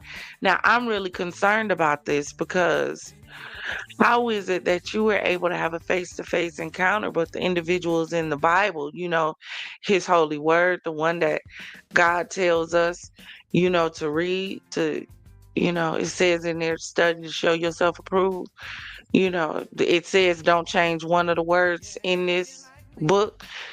That book right there, how can you profess to believe in that book and then turn around and say you have face-to-face encounters with God? Can someone make it make sense for me, please?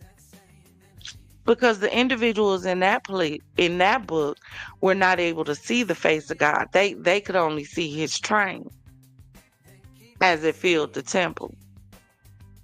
They could only see his hind side, his robe passing by the side of the cave. So how was it that God let them know that you can't handle viewing me because you're flesh? And flesh can't handle the complete divine. But yet you, sir, are walking around telling the people that you have had face-to-face encounters with God and Jesus, like he comes and sits at your dining room table and y'all share tea and crumpets. Please make it make sense. So he hosts large crusades, conferences, high-profile fundraising campaigns, and that's the 2000s to the 2010s. 2014, just a little bit. So 2014 to 20, oh Lord, hold on, y'all.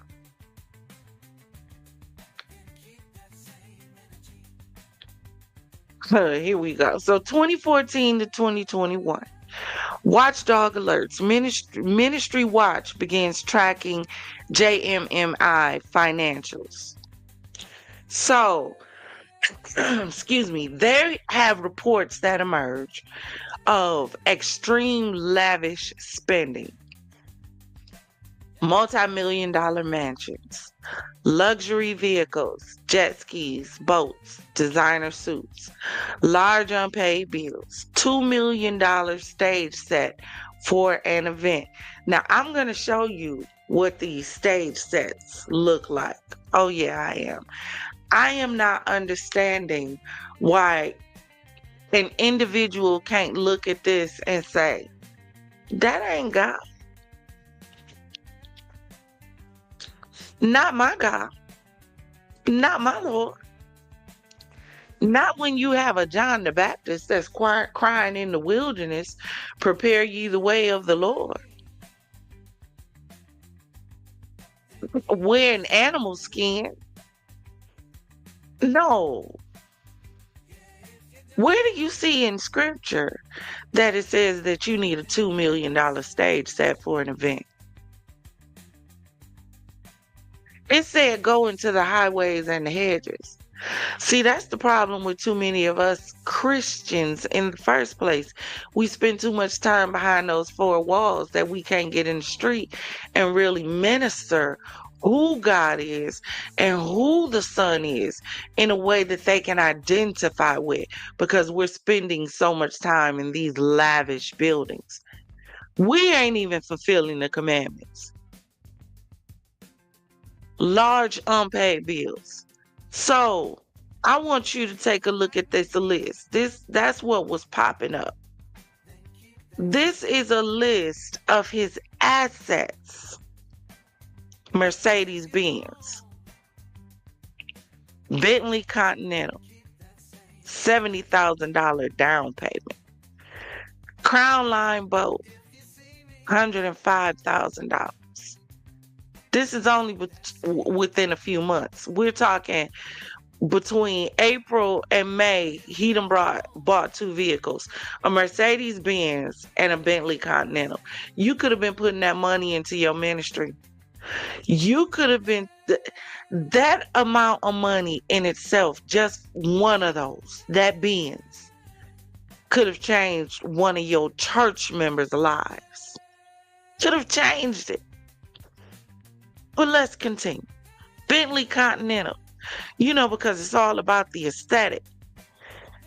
Somehow people realize that church had became the infinite money glitch. All you have to do is have some charisma, have the gift of gab, be able to sing a little bit, get you a real good musician, a real good choir. You ain't even got to fully know what the word of God is talking about, but be able to put the words together in such a way that it sound like it came from the word of God. And they found the infinite money glitch, because people are going to run to the church looking for an answer. And the more you sound like you have the answer, the more they're going to give to receive the answer. Crown Line boat. What you need a boat for? $105,000. That's between May and November. Now we're going to jump to 2020. Just in June alone, another Bentley Continental and a Bentley Mussolini. Now we're going to jump to the same day in September. Unless you telling me you had to split up payments, and these are just payments split looking. But this looks to me like 3 separate Mercedes-Benzes on one day. 5 ATVs, 2 jet skis and 1 jet ski trailer. 2 jet skis and 1 jet ski trailer. Y'all see the names underneath there. So that's 2 separate purchases. But you're not sowing into your church. You wouldn't put this into your ministry. This is what you're trying to show to a people who are struggling to feed their family. You standing in front of them blinged out. You riding to the church luxuriously. I mean, just luxuriously. Prince King status. That's how you riding to the church. But you got family members in your church, and you got people that's working in your church that's struggling just to get there. Struggling to get by. And look at the amount of money that you done spent in less than 1 year.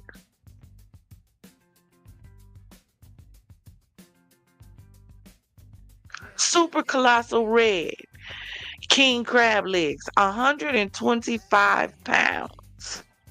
6 seafood shears and 30 crab cutters. $10,000.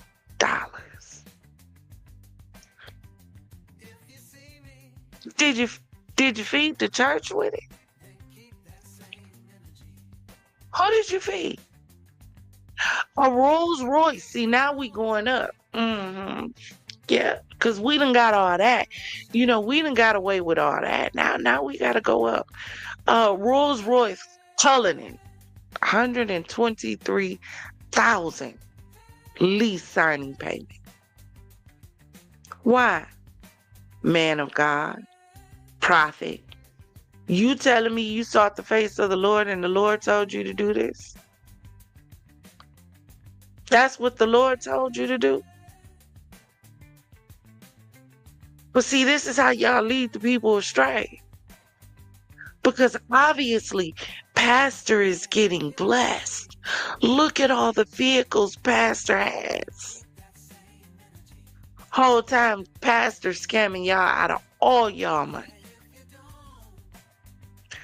Pastor becoming rich, y'all becoming poor. And we not talking about all pastors. No, we talking about this one. There should be a special place in hell for individuals who use the word of God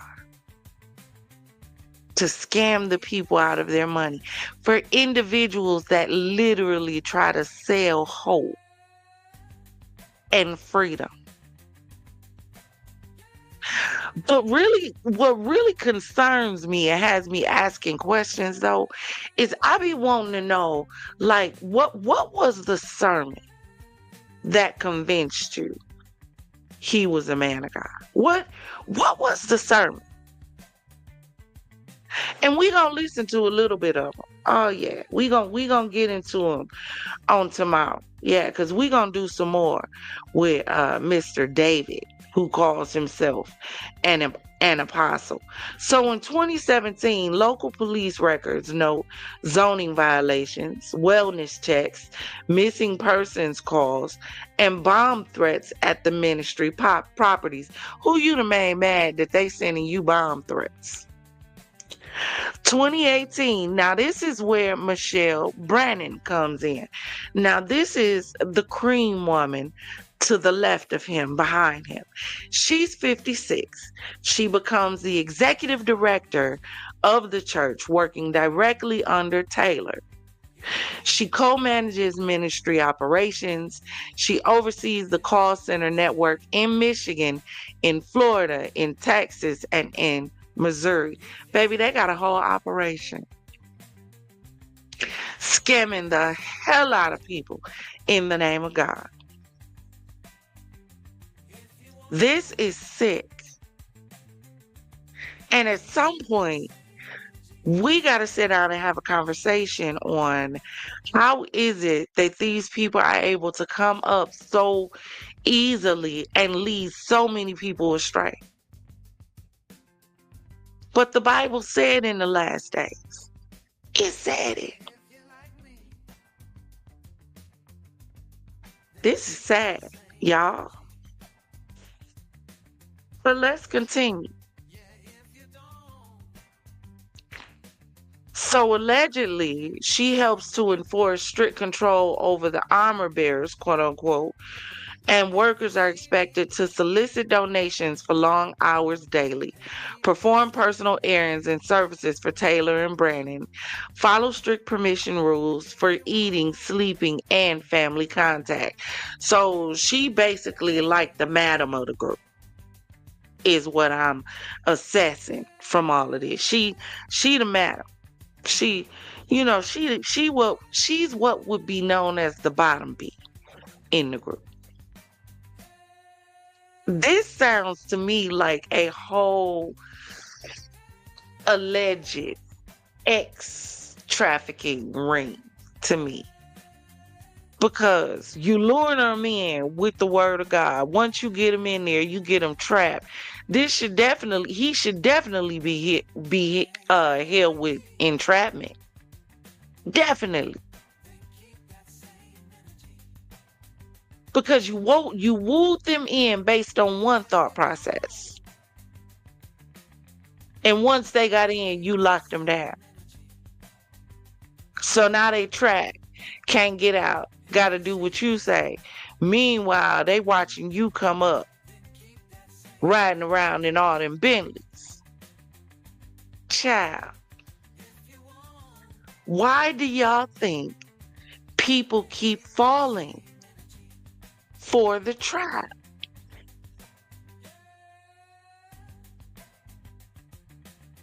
Why?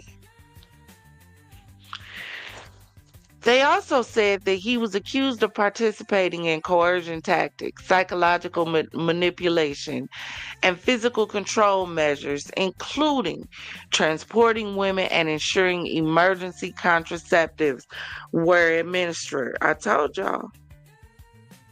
That's what it sounded like to me. Because please help me understand how exactly you have all this going on and it's just, ministry. Nothing about what he's doing, has done, or what I'm going to show you says at all at any point that this man knows anything about me. Who installed you? Who blessed you?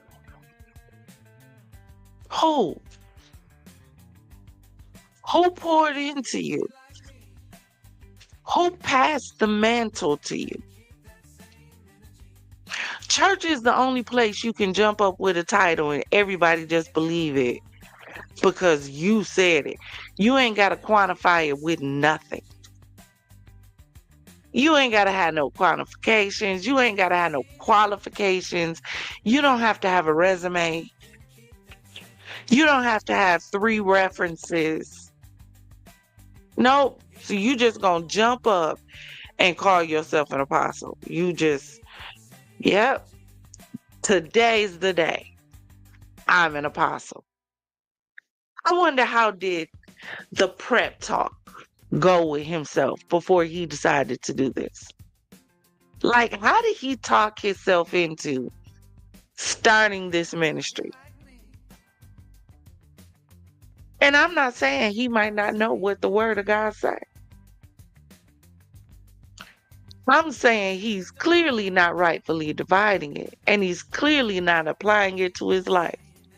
So what was the conversation you had with yourself? Because this takes a different level of arrogance to be able to allegedly come out and do stuff like this, if this is true. 2022, federal authorities launch an investigation into the church and its leadership for possible forced labor and financial crimes. Former members and families come forward with testimonies detailing abuse, manipulation, and exploitation. August 27, 2025, David E. Taylor is arrested in Durham, North Carolina. Michelle Brannon is arrested in Tampa, Florida. During the same multi-state operation, FBI raids the ministry linked properties in Houston, Texas. That's the North Freeway campus. In Tampa, Florida. In Ocala, Florida. And in Taylor, Michigan. So they just have expanded this whole organization. Yeah, if they don't get hit with a RICO, I would be surprised. I'd be surprised. What y'all think? Where y'all think this is going? Or do you think, are you one of those individuals who feels like this is just another ploy to bring a black man down that's doing the work of the Lord? You can have that opinion too. I'm just asking what's yours. You've heard mine. I want to know what your opinion is. August 27th, 10-count federal indictment charges both with forced labor, conspiracy to commit forced labor, wire fraud, money laundering conspiracy. It should be some kind of deception charge. There should definitely be some kind of RICO. Racketeering definitely got to be in here somewhere. Otherwise, what are we doing? What are we doing? Why are we even playing like this if you're not even going to call it what it is? 2014 to 2025, alleged timeline of conduct. Uh-oh, I forgot to hit pause. Hold on. Yeah.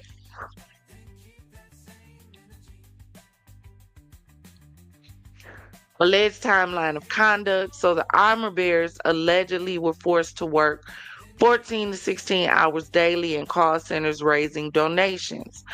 They were forced to perform personal tasks for Taylor and Brandon, and they were forced to submit to spiritual threats of condemnation for non-compliance. I just kind of wonder, who Bible do some of these people be reading? That's my question. Or when they connect with these individuals, do the individuals give them their own version of the Bible and not, the KJV, which majority of us know about? I'm just trying to understand, what Bible are they reading? When you see everything that says God is love, you are your brother's keeper. When you see stories like this, how exactly do you get attached to and entangled with a leader who is teaching and preaching the exact opposite? When I watched the video on this guy, everything that I heard nonstop was him, the apostle, the apostle, the apostle. When did it become about you and not about God? Anytime you hear a person talking more about themselves than God, they're not bringing you a message from God. They're bringing you a message about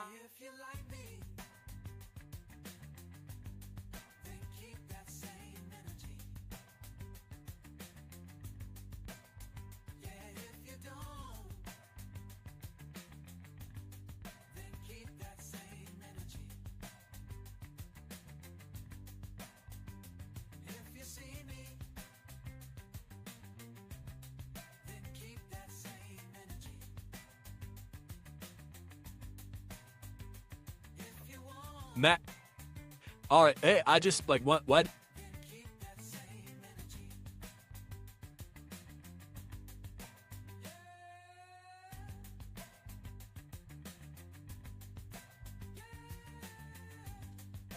Y'all, my whole thing just glitched and disappeared. But the anointing doesn't need to be announced. It doesn't. Can you hear me now, Progressive?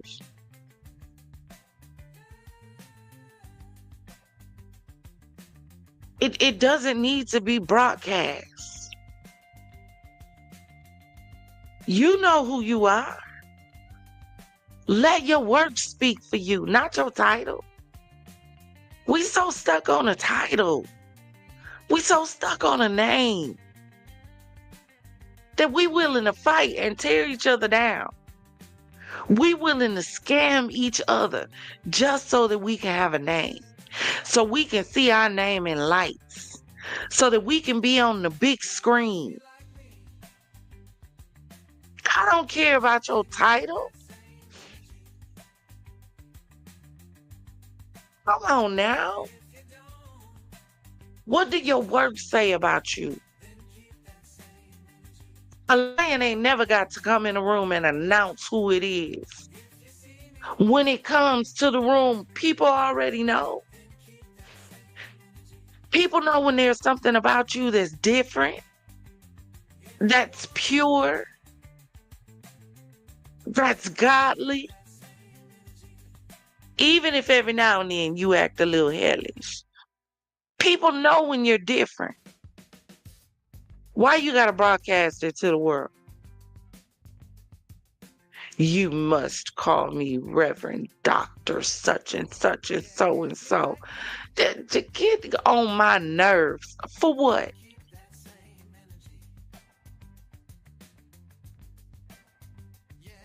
How you gonna speak to me different if I use your title as opposed to just using your name?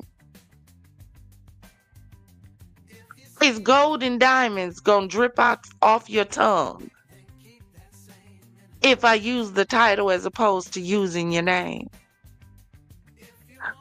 Do it make sense when you say it out loud?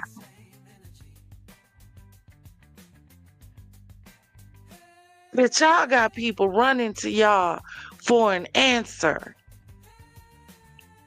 and got people running away, leaving even more broken, distraught, torn, ripped, church hurt. You know that phrase that y'all want to convince the world doesn't exist. And before you think I'm just another one of them that's just talking on the outside looking in, no, baby.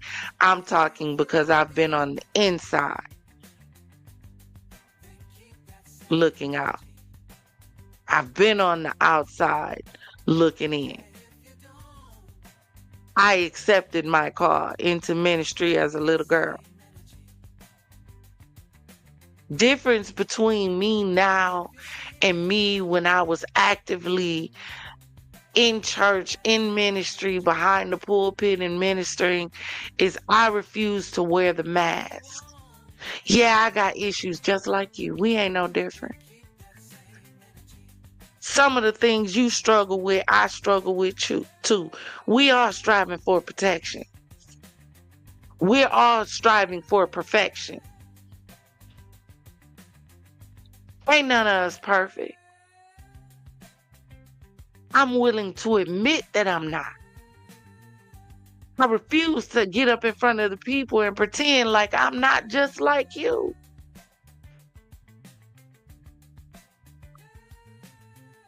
Catch me on the wrong day, I'm probably going to tell you, try Jesus, not me, because I throw hands too. We got to be real and be honest. But we keep serving up this fake, watered down gospel and doctrine by way of our lives. That now all the people think that if you decide to get in ministry and you a pastor and you a minister, all you care about is money. And all you care about is driving around in nice cars and name brand clothes and having mansions. And preaching has become the new cash cow.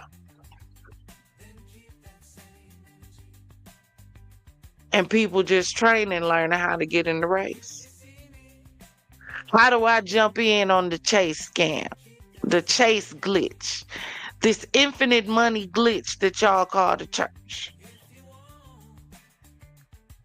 Majority of them ain't been more trying to follow God. That's why you got to have a relationship with God for yourself.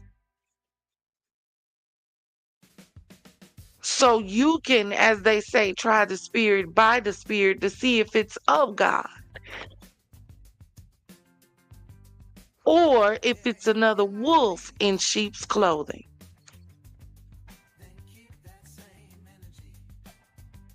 Let me see. Did I miss something back here?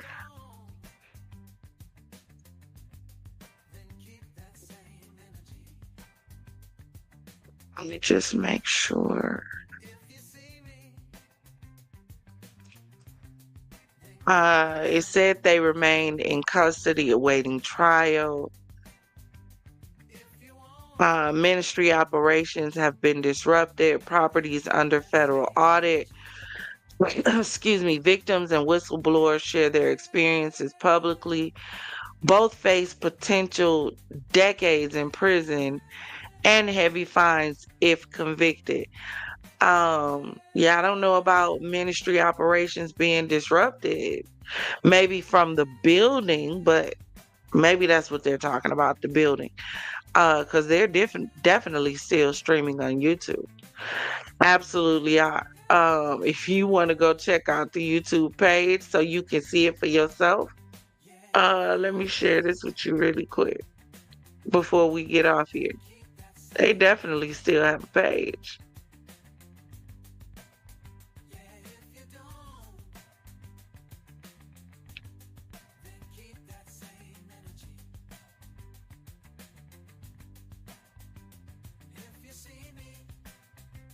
Oh, 1 second, y'all.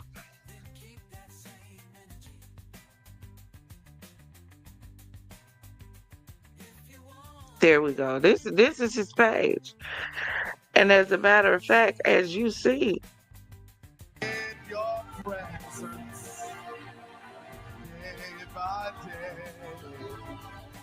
they are live right now.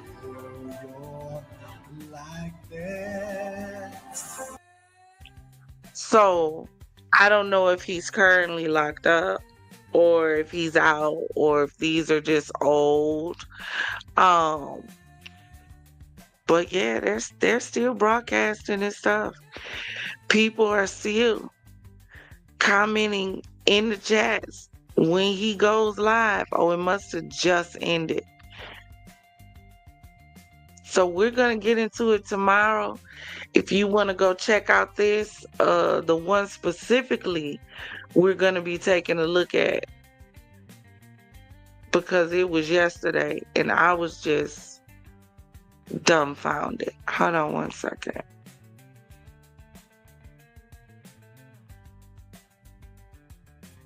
He has an amazing team now.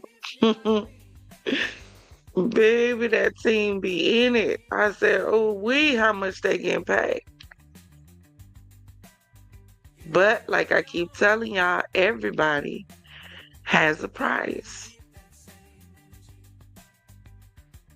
It says the Big 7 Miracles and Life Lessons test, but it was yesterday.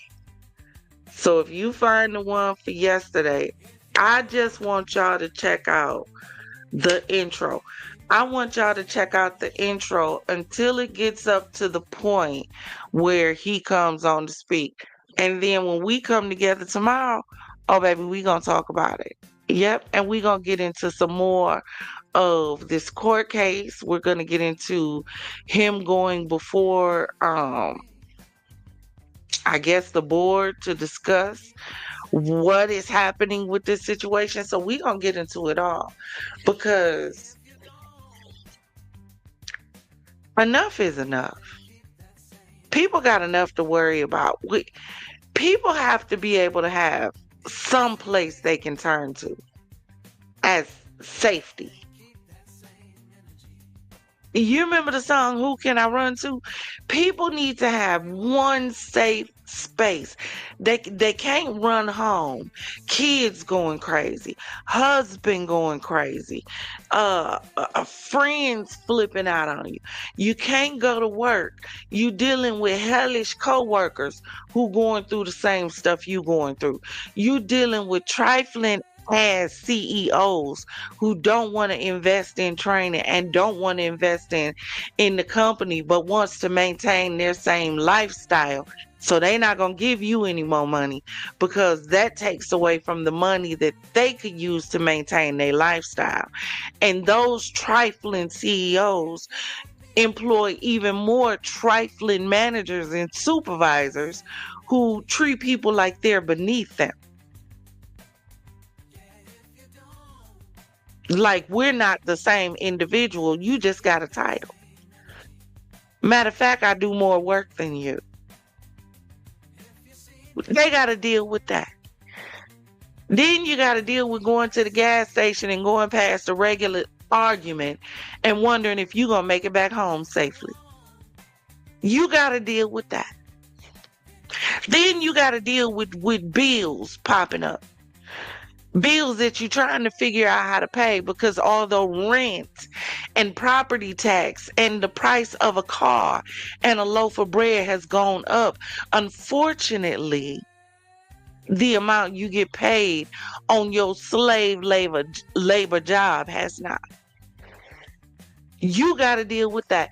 The one place you ought to be able to run to when you're in the middle of just about having a mental breakdown ought to be the church. But instead of running to the church and finding safety, you're running to the church and finding destruction. You're running to the church and finding a bunch of wolves dressed up like Little Red Riding Hoods.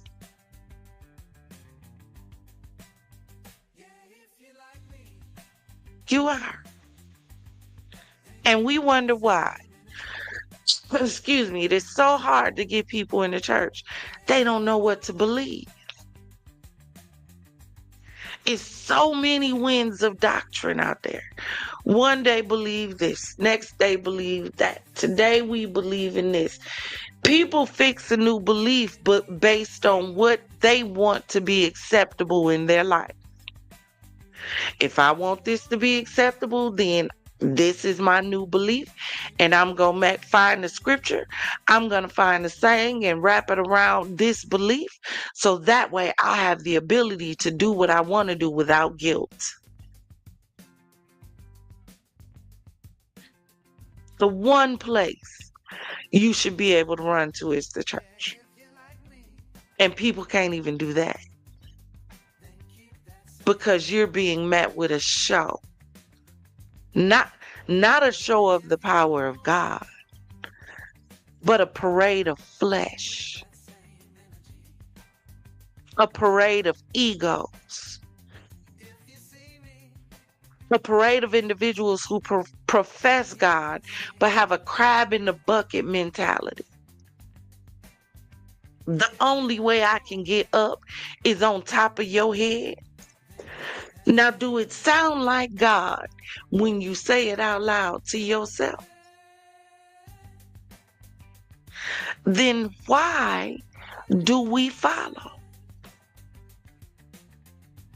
Why? Is it because you don't think you could potentially hear from God yourself? Do you not understand that when the word of God comes and when a prophetic word comes, it is not supposed to be anything new to you? Prophecy comes as confirmation of something God already told you. The Bible said, let it be established by 2 or 3 witnesses. God has already told you. Now he's sending the prophet to confirm within you something he's already spoken. That's what happens when you have relationship. But when you don't have relationship, the so-called quote-unquote apostle can walk up to you and say, God said in the next 30 days, if you sell your house and leave out your house and hand me the keys and walk out on faith, he's going to do something miraculous and amazing in your life that eyes have not seen and ears have not heard, and you will not be able to comprehend, but you will be able to come back and tell the world, this is the Lord's doing and it's marvelous in my eyes. Sounded good, didn't it?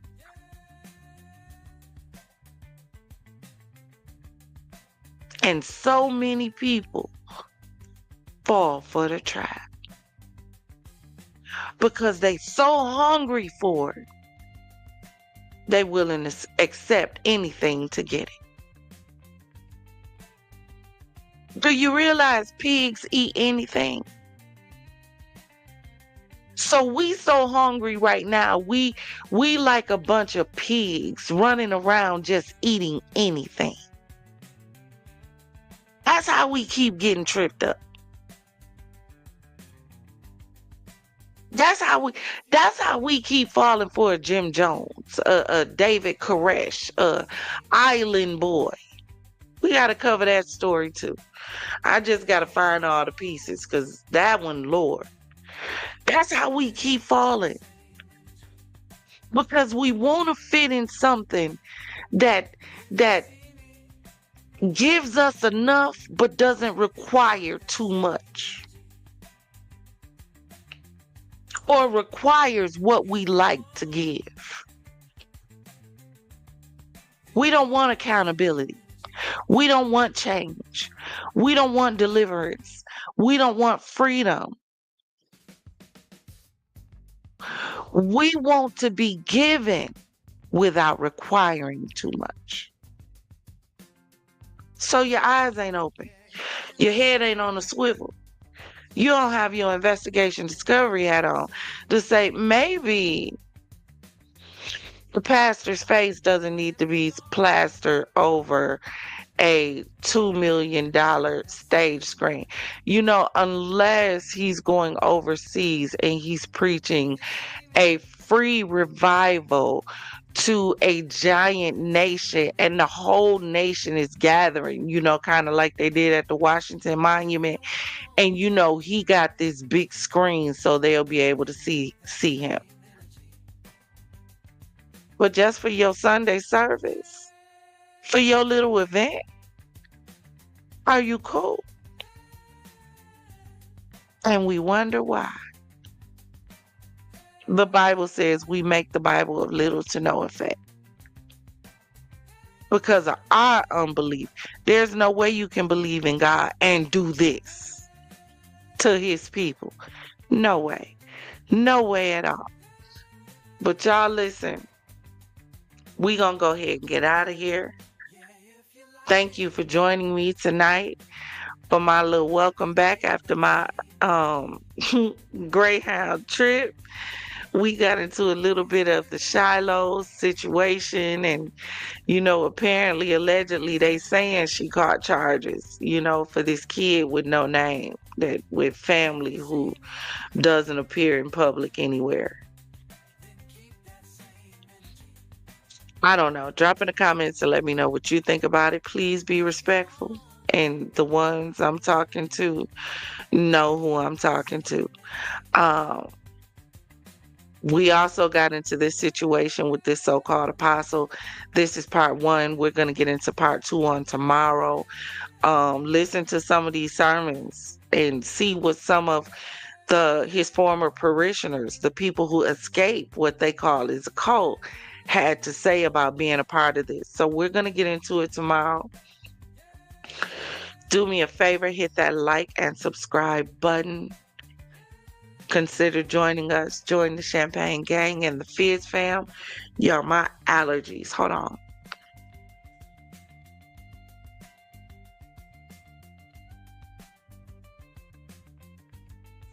Hit that notification bell so you'll be notified when we jump into whichever sector we jump into for another show. And if you're not sure just yet, don't worry about it. We'll leave the light on for you. I don't care what color you are. Black, my cream team, caramel macchiato, hazelnut, whichever those flavors you choose to identify as. We accept you. All we ask is that you be fair, you be loving, you be friendly, you be family. Not like the hellions that y'all be trying to cut off, but real family that look out for each other and lift each other up and correct each other, but do it in love and not spitefully with hate. All right. Thank you for joining me. Consider supporting the channel.